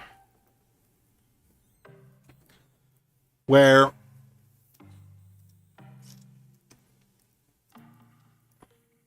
okay, what did we do here? Yeah, this snowballs so quickly. So we're gonna we're going to stop this probably at, we're going to do some finite number of addresses because I'm not going to implement a whole entire full wallet with all features. I'm just going to implement enough to do CoinJoin. So we're going to need something like maybe 50 addresses to do CoinJoin. So that's probably all I want. And then, so for each of these addresses, and there's a bunch of, you know, loop upon loop upon loop that you end up doing for optimization and, you know, caching and all sorts of stuff here. But, oh,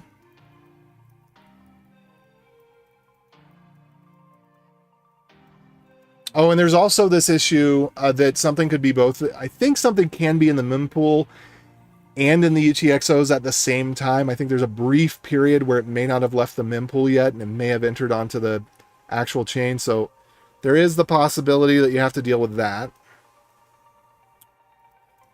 All right, we're going to do balance here. Balance is going to be 0. And then we're going to do...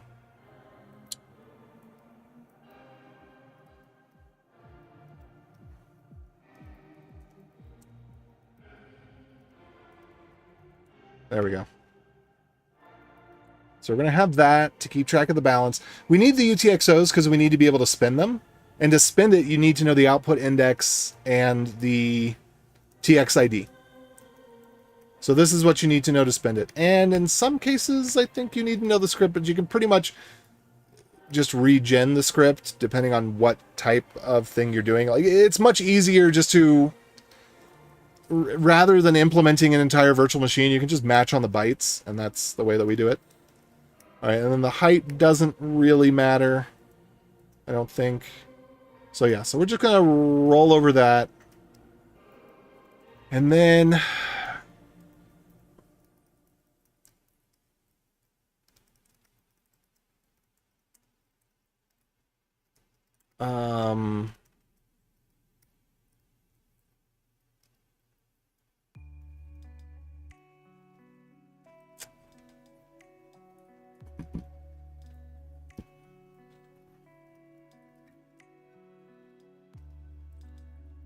and I'm gonna switch over to GPT for a second.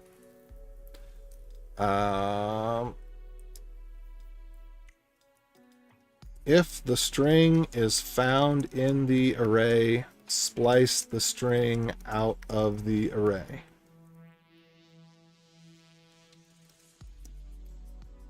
JavaScript.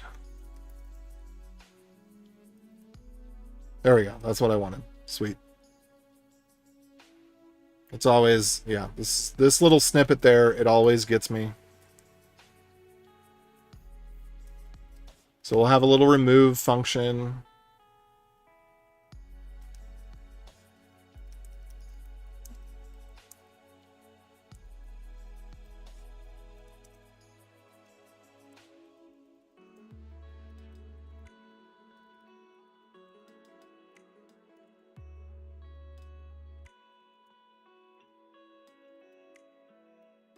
I think they, I want to say I think they added a find like this. Like, well, there's includes. Okay, remove elements.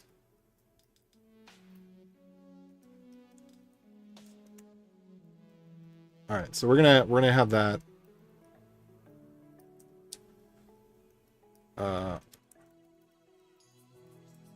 There we go. Okay. So now we've got our remove element. So that's going to make this easier.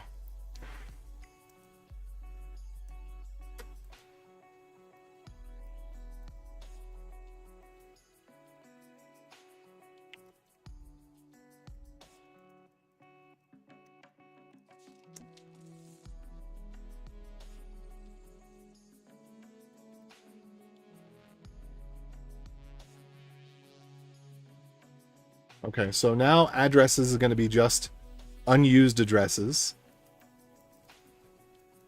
We've got our UTXOs map, which is going to be able to give us our balances.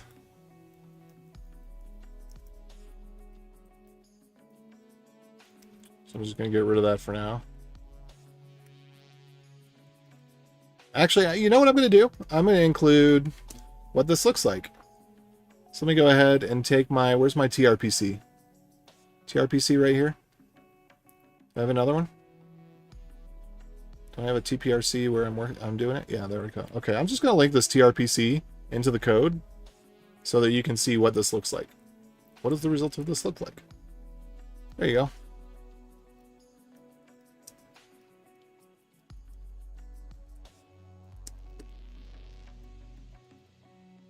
Get address mempool.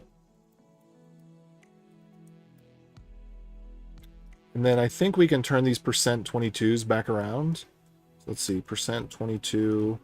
We can just put that back into a quote.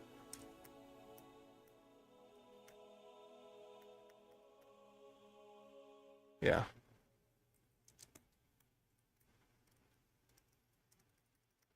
Then we can put this in angle brackets so that the code editor will properly consider the whole thing a URL. Because you can pretty print the URL in your code editor as long as you put the angle brackets on either side, and I think you don't have angle brackets inside. Which for right now we don't. We might have to update that in the future to handle some other cases, but that's what it is for now. Okay. All right, so with all of that, we're almost to the point where I think I'm, let's see, how much, we might have enough time to get to the denomination.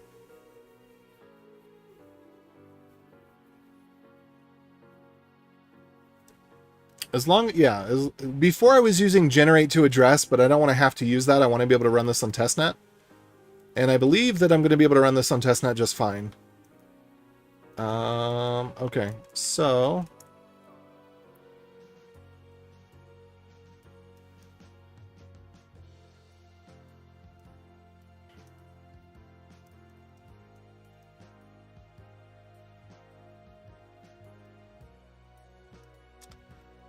all right, so we're going through all of this.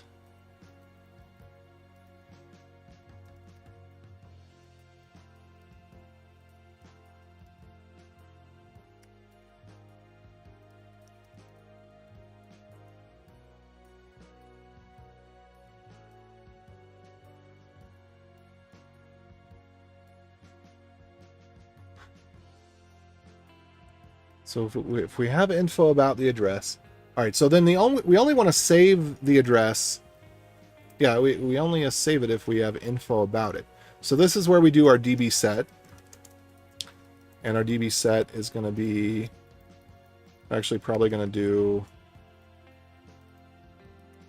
or let. Oh, we can't do this, can we? UTXO's map. Okay, so for let adder of adders, DB set adder UTXO's map adder. And that's not going to be very storage efficient. We would actually need to trim that down for doing storage. But this is going to be okay for now.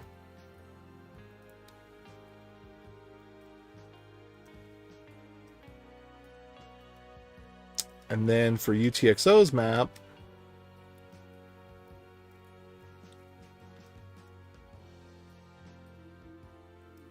okay, so I think we actually do this outside. There we go.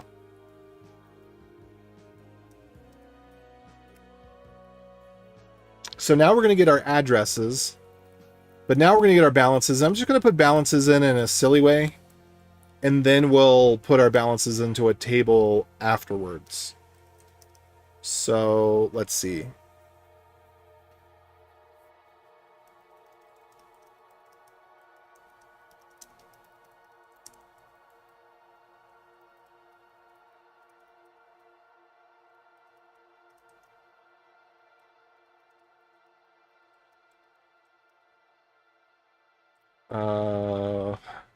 And again, TX-TX has the conversions for Dash, but we're not going to do the conversions right now. We're just going to do, so all of these adders are basically going to be the same. We need to know the number of UTXOs. So we need to know, let UTXOs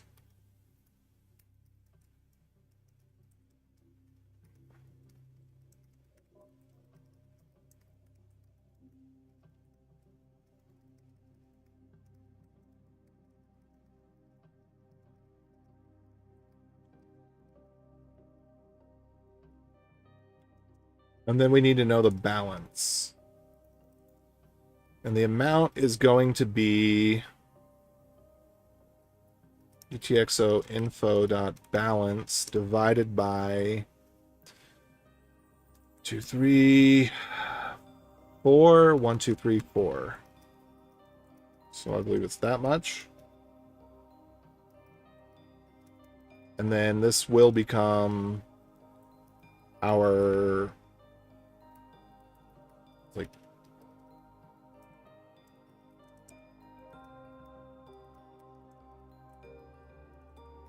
something like that.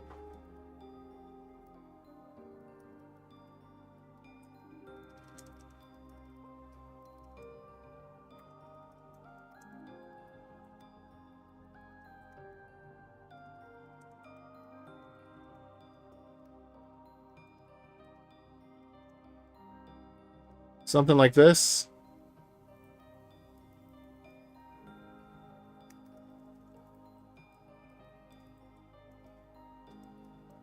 All right, so then for this one, we'll just do the same thing. We'll do a balances.join.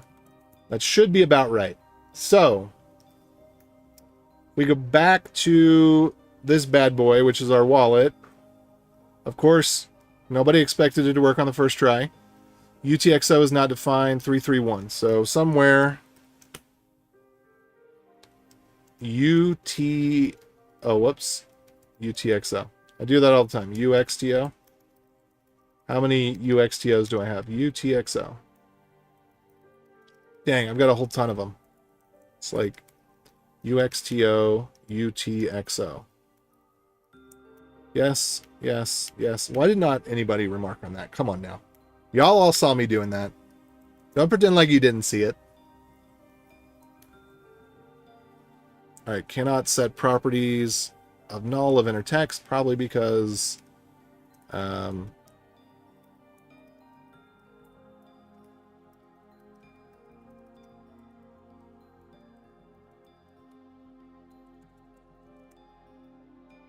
right. And we can put, some sort of caching mechanism on here. This obviously did not work. Something did not go right there. So let's see if we can figure out where this went wrong. Probably just going to have to put some console.logs in. It's probably in one of the UTXO info functions.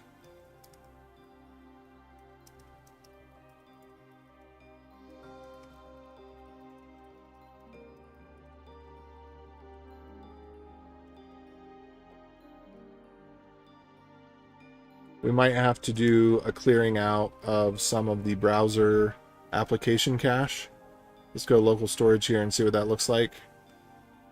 Okay, undefined. So basically, I just saved undefined over and over and over again, which is fine. So we need to know why I saved undefined over and over and over again, which I think we'll find out very shortly. So info, if info...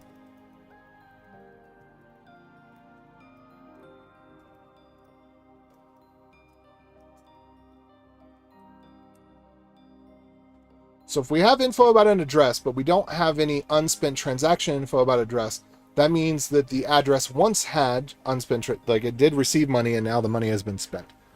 So that's why this. And I think that this would be a better way to do that. Because remember, comments are bad, variable names good.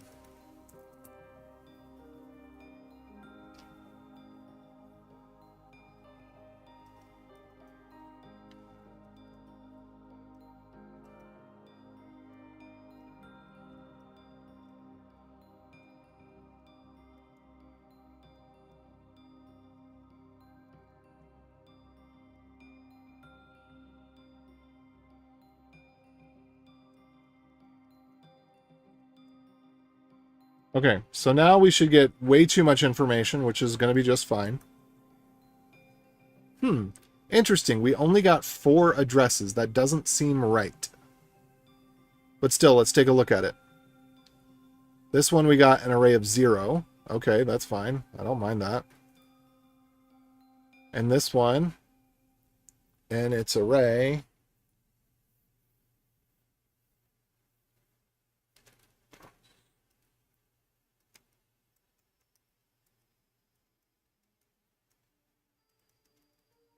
Oh, I see what we hear.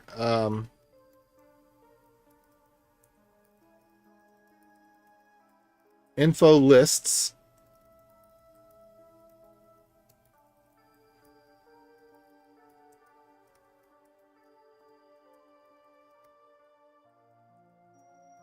I think that will be better.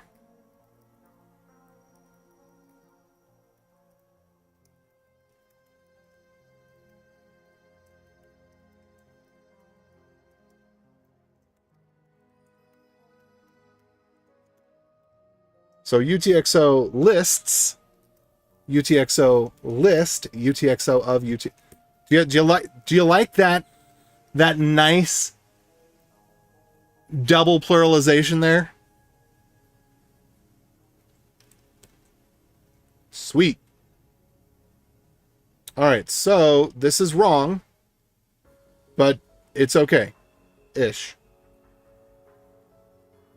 So, does it say where? No, it doesn't. That's too bad. Doesn't say which address got it. But, okay, was this the 14439? 14439. Okay, great. All right, let's take a look over at... not testnet over here, not generate wallet. Okay, so there was this one, YM6. Okay, YM6. So what we don't see, and let's go ahead and check this in the Explorer. So let's do get address balance. And then we can do addresses. And we can go ahead and just try that.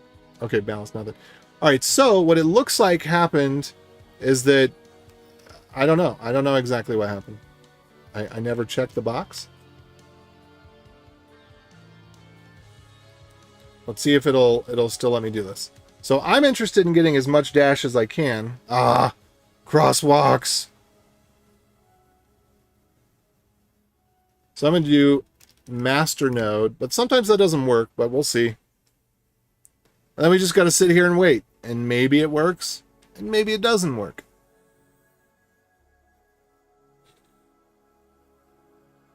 Like, this is the weirdest one. Okay, so we can tell there's no feedback. Look at that, 199 megabytes of memory. What is up with these things, you know? Like, what? How do you get 199 megabytes of memory in use from a PNG, like a half meg PNG? Okay, something went wrong. We don't know if that's true or not, but here's what we can do. Let's go ahead and see if we can check this in the mempool. So get address mempool, and let's put this one in. All right, nothing. UTXOs. Put that in. Nothing. Okay. Yeah, the dash faucet hardly ever works.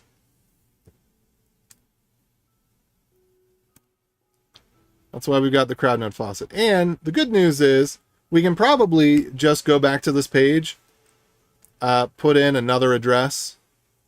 Like, let's put in this Q one here. Let's put this in. Let's use the AI to fill that out for me, since it can probably do a better job than I can. And click get coins again, and boom, we got more dash. So crowd node faucet is very liberal, happy to give out all the time. You know, this one, not so much, but let's go ahead and, you know, even though it gave us an error, now we go to this, okay, mountain. I don't know, is that a mountain? Is that a hill? Is that a mountain? What's a mountain? How do you know what a mountain is? Those look like mountains. Maybe they're hills, I don't know. Okay, so we're going to try it again, and then it's probably going to crap out. Okay, so, but regardless, we can go back over here to mempool, and let's go ahead and just put in the address that we put in for crowd node, and we should be able to see it in the mempool as long as it's not already on the block. So there, boom, it's in the mempool. Sweet. So we got a relative timestamp for it. We got how much it's worth. And if we do get address UTXOs, it's not in the UTXOs yet. So you got to check mempool and UTXOs.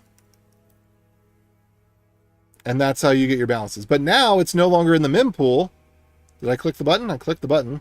So let's see if it made it into the UTXOs. Because there's kind of a... I believe that there's a dead man period and a double man period, but I could be wrong. Just if, like, 100 milliseconds or something like that. I'm pretty sure I've come across this problem. Anyway, so now we're good. Now we're going to refresh this.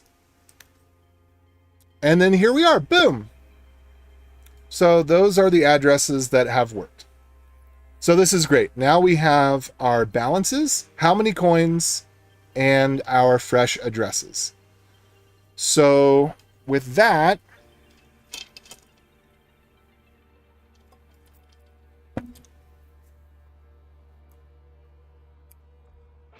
now we need to figure out what denominations we want. We also could do our used addresses. Let's try that. Let's go look at balances. I want to try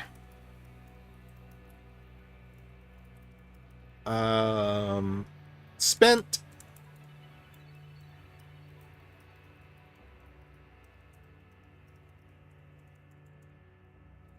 But let's see if MVP CSS has detail. I don't remember if it does.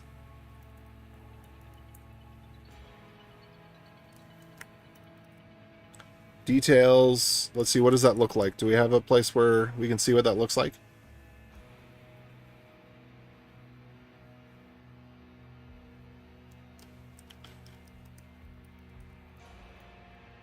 Because I'd kind of like it to be like a label. Let's try it. Let's try details, summary, label.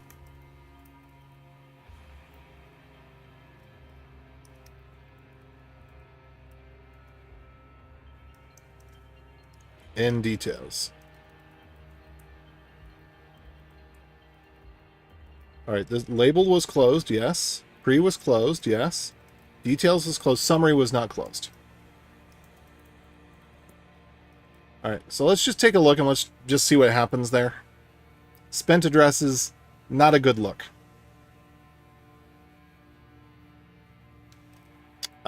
Maybe we could get rid of the label.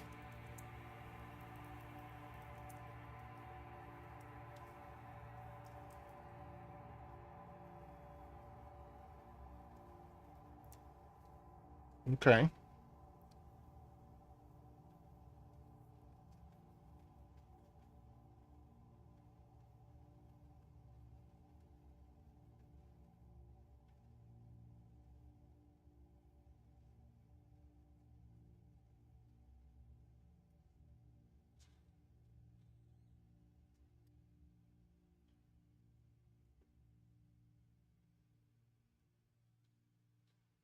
All right.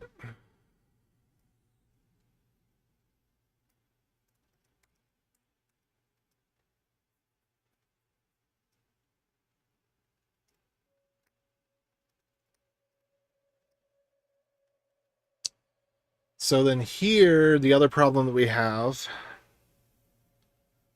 we're just looking for UTXOs. Okay, so we have to do another call, actually.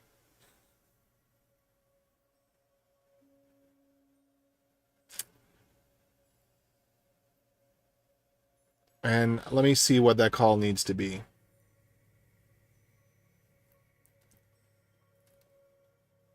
All right, get address balance, get address deltas. Okay, this is the one I think we actually need to use, is not get address UTXOs, but get address deltas. Yes, and mempool is the same. It could go either way. So mempool, okay, that's what we're actually supposed to use. Sorry, I got us on the wrong track. Bugs in the code, whatever. It's get address deltas.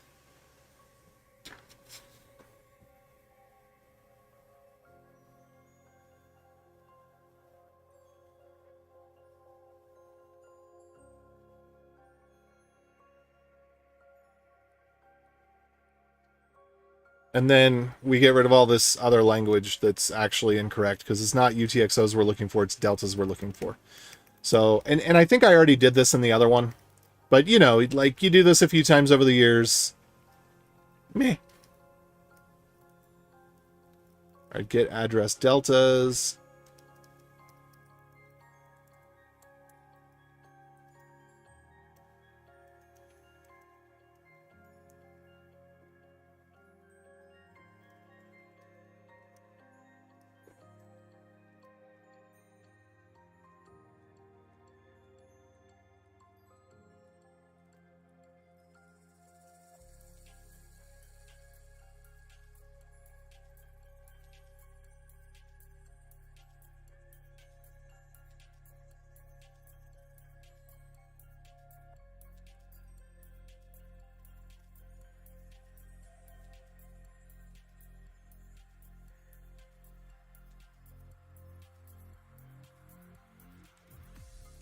Then this should actually be deltas map.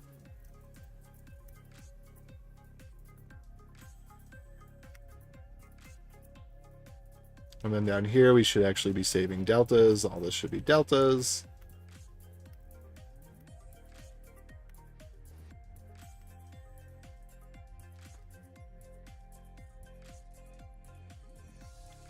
And then this makes it, of course, more difficult.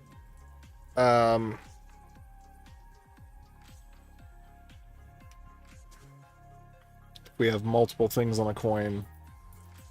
So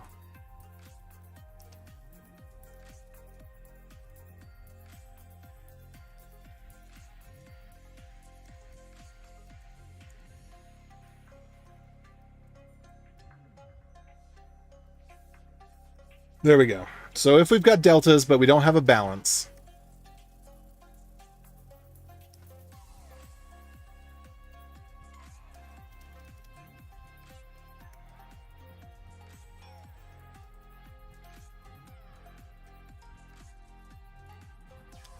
then that's spent.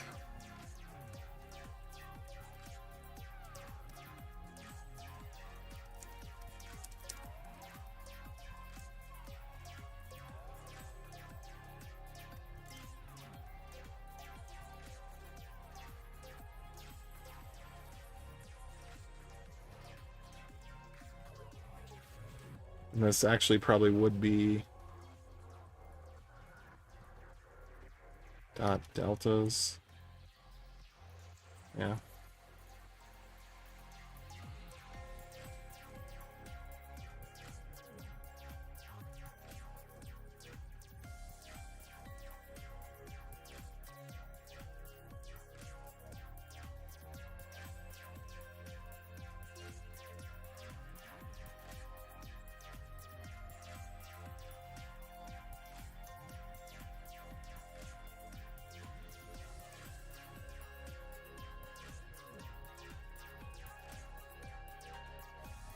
Info.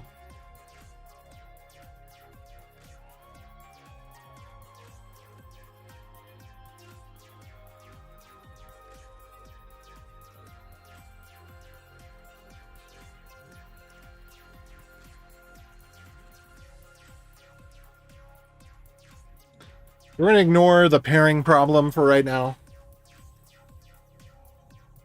because we can figure out from the deltas which, because they have to be spent 1-to-1, but we're not going to worry about that problem right now. So info.balance. So if there is, it's more clearly, if info balance is 0, which heaven help us. Oh yeah, that one can't. That one has to. That one's an integer. All right.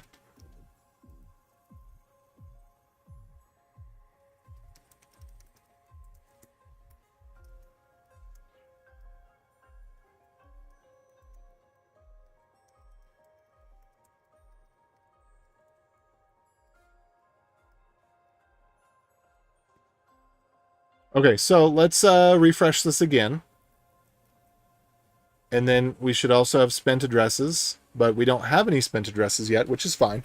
But we're about to get spent addresses because we're about to denominate these coins. And when we denominate them, then we're going to get a bunch of spent addresses.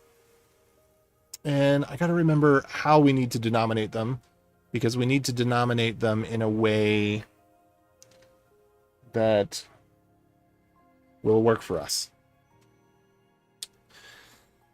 Oh, okay. So we've got addresses that have balances. And let's see what our debug looks like. Delta info looks good, looks good, looks good. All right, excellent. So far, so good. We're rocking it. This is actually a really good place, I think, to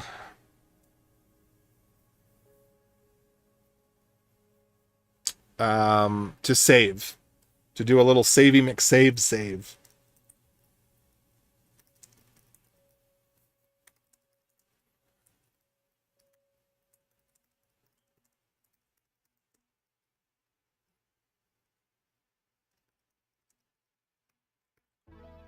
So browser wallet.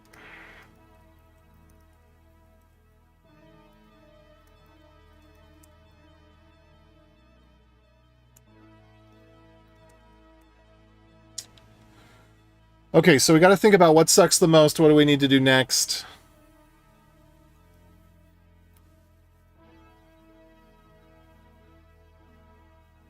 We're going to need to find our denominated coins. This is where the library is going to start to take a little bit better shape. Because up to this point, I mean, some of this, again, like you can factor it out, but it's like, ugh, because the storage stuff. Ah!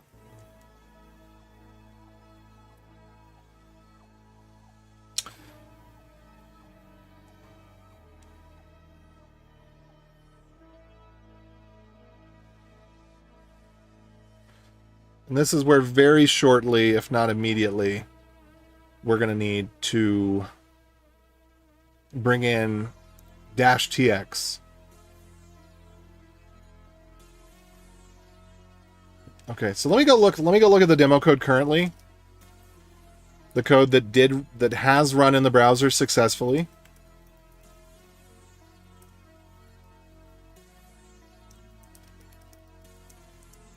What?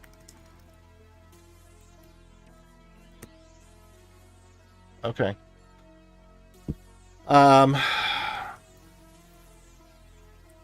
Denominated. So we had a function to get a balance of a certain amount. We've got this function to generate denominations that really needs to go somewhere.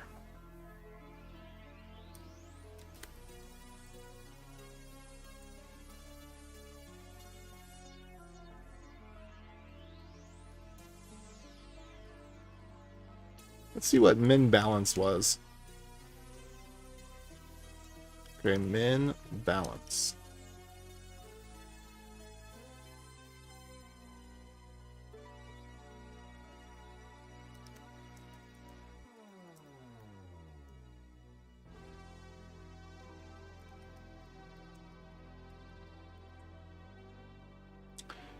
This, and so much of this is implementation specific, which is part of what makes it really hard.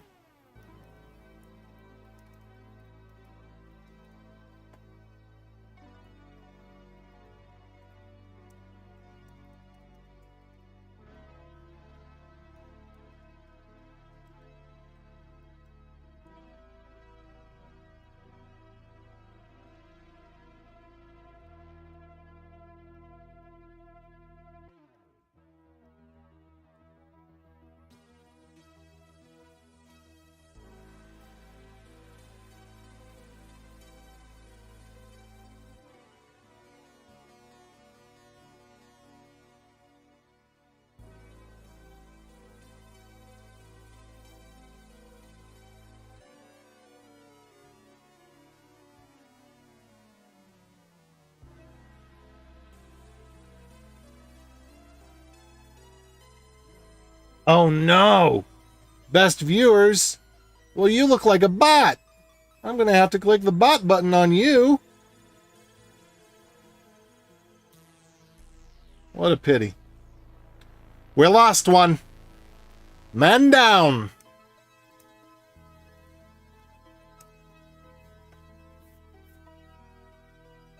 All right. So where are we at?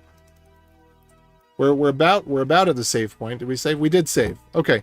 This might be a good pause point anyway, before we get into the denominations. I feel like I need to stretch my legs. So let's just do the total balance, and then let's break on this, and then come back to it. It's been 2.5 hours, which is not too long.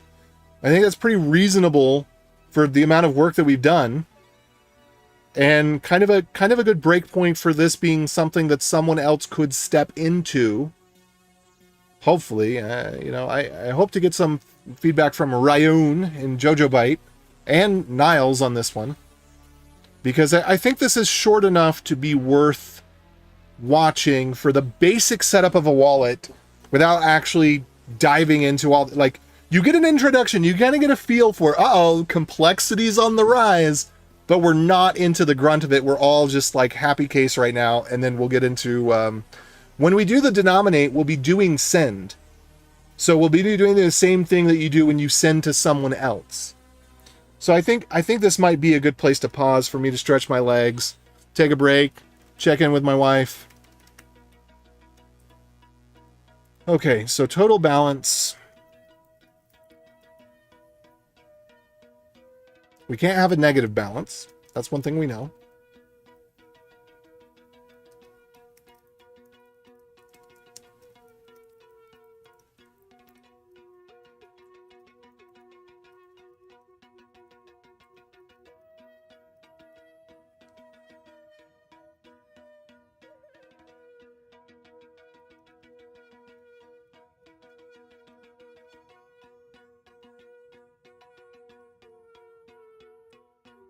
All right. Oh, that's not good. That's not good.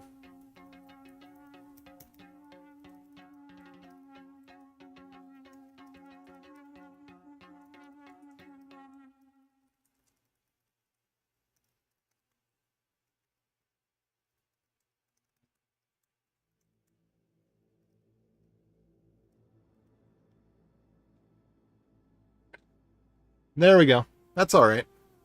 Okay, now I want to go adjust the code here. So code by itself actually should have different rules. We're going to split that up now.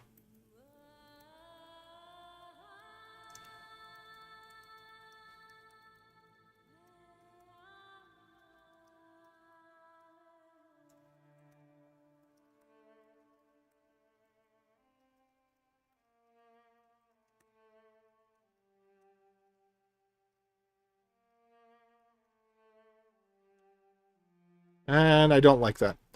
We're going to make the top much smaller and the bottom much smaller. Because looks a little bit better. I almost want to take it to 0.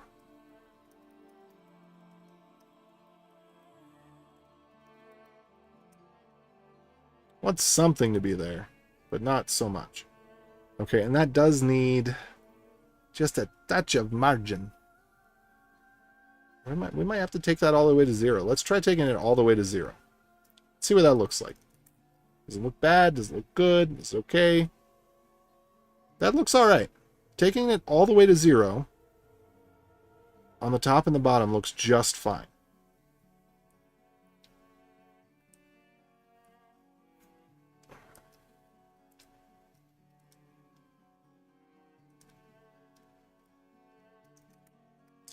In fact, it doesn't even look like enough.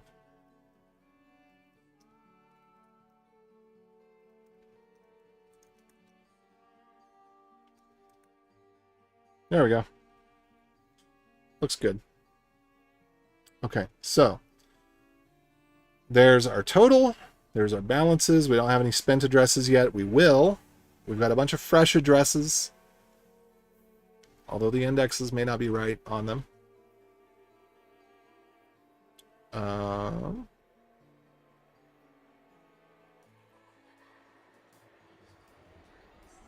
And this is all just wallet stuff. We haven't done any transactions yet. We're going to do transactions because we're going to figure out how to split this up. Let me just take a quick peek.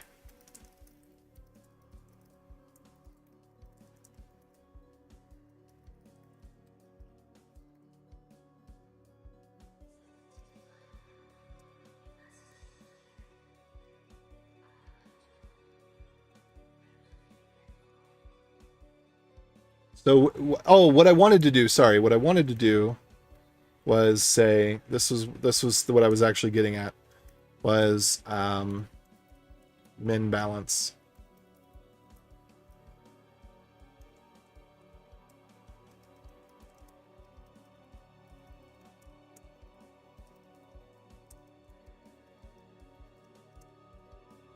I want to do window.alert error balance too low. Please fuel up at, whoops.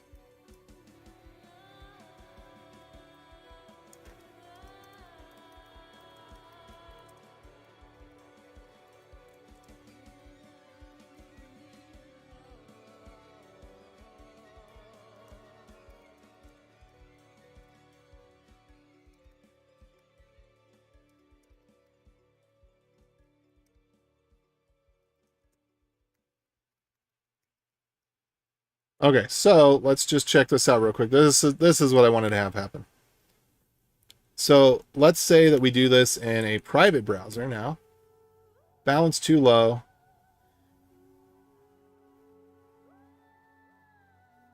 I actually want this to happen in a different place.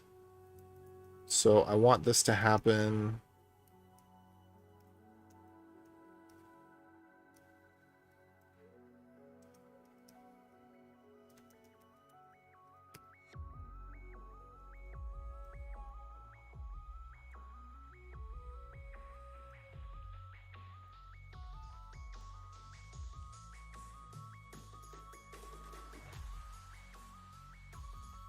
Little balance there.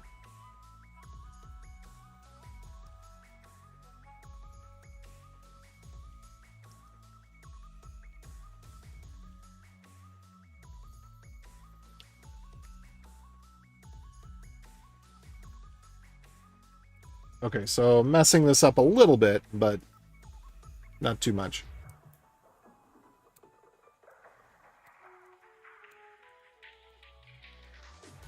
Okay, so I don't understand. I removed the hidden, right? So hidden's removed.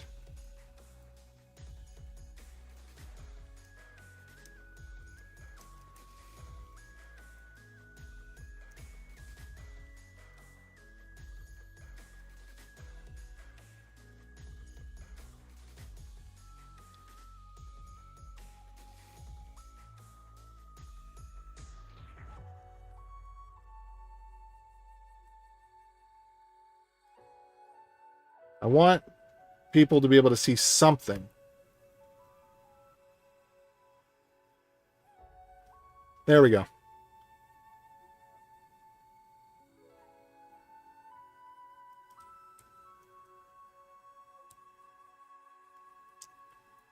Cool.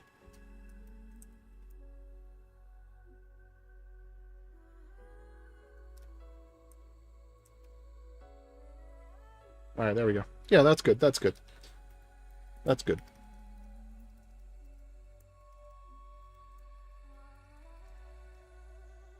Okay.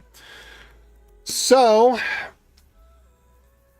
we can check balances. We can see what money we've got. We have gone through some of the complexity of how we're going to have to deal with caches and indexing and storage that makes it so that it's, it's not always clear where the library boundaries should be. Because every time I implement this being like the 5th time now, I implemented about the same, but only because no, when I'm implementing it with real storage for a real wallet, I implement it differently.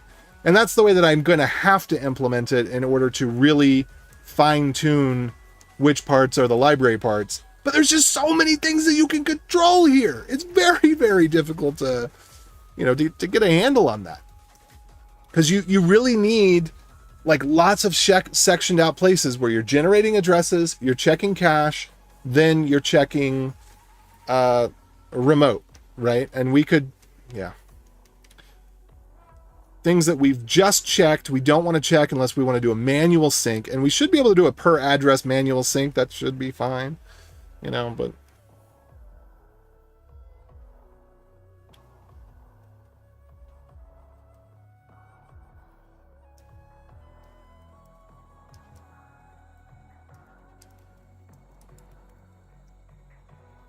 Okay.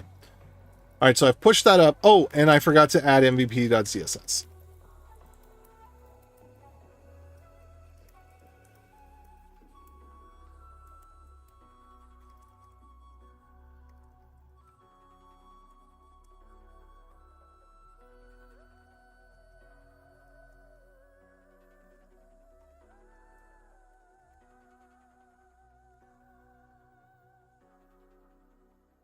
All right, and with that, I'm gonna take a break. But I feel like this was good progress, doing the same thing over again, but just doing it a slightly better way, which is often the way that things have to go. So, yeah. Well, the other thing is I realized that because of some constraints that JoJo has, I'm going to have to produce this CoinJoin demo on my own. So I look forward to when he can integrate it into the wallet and give it the polish, but we're gonna have to do it live. So all that said, I will catch you later. Adios.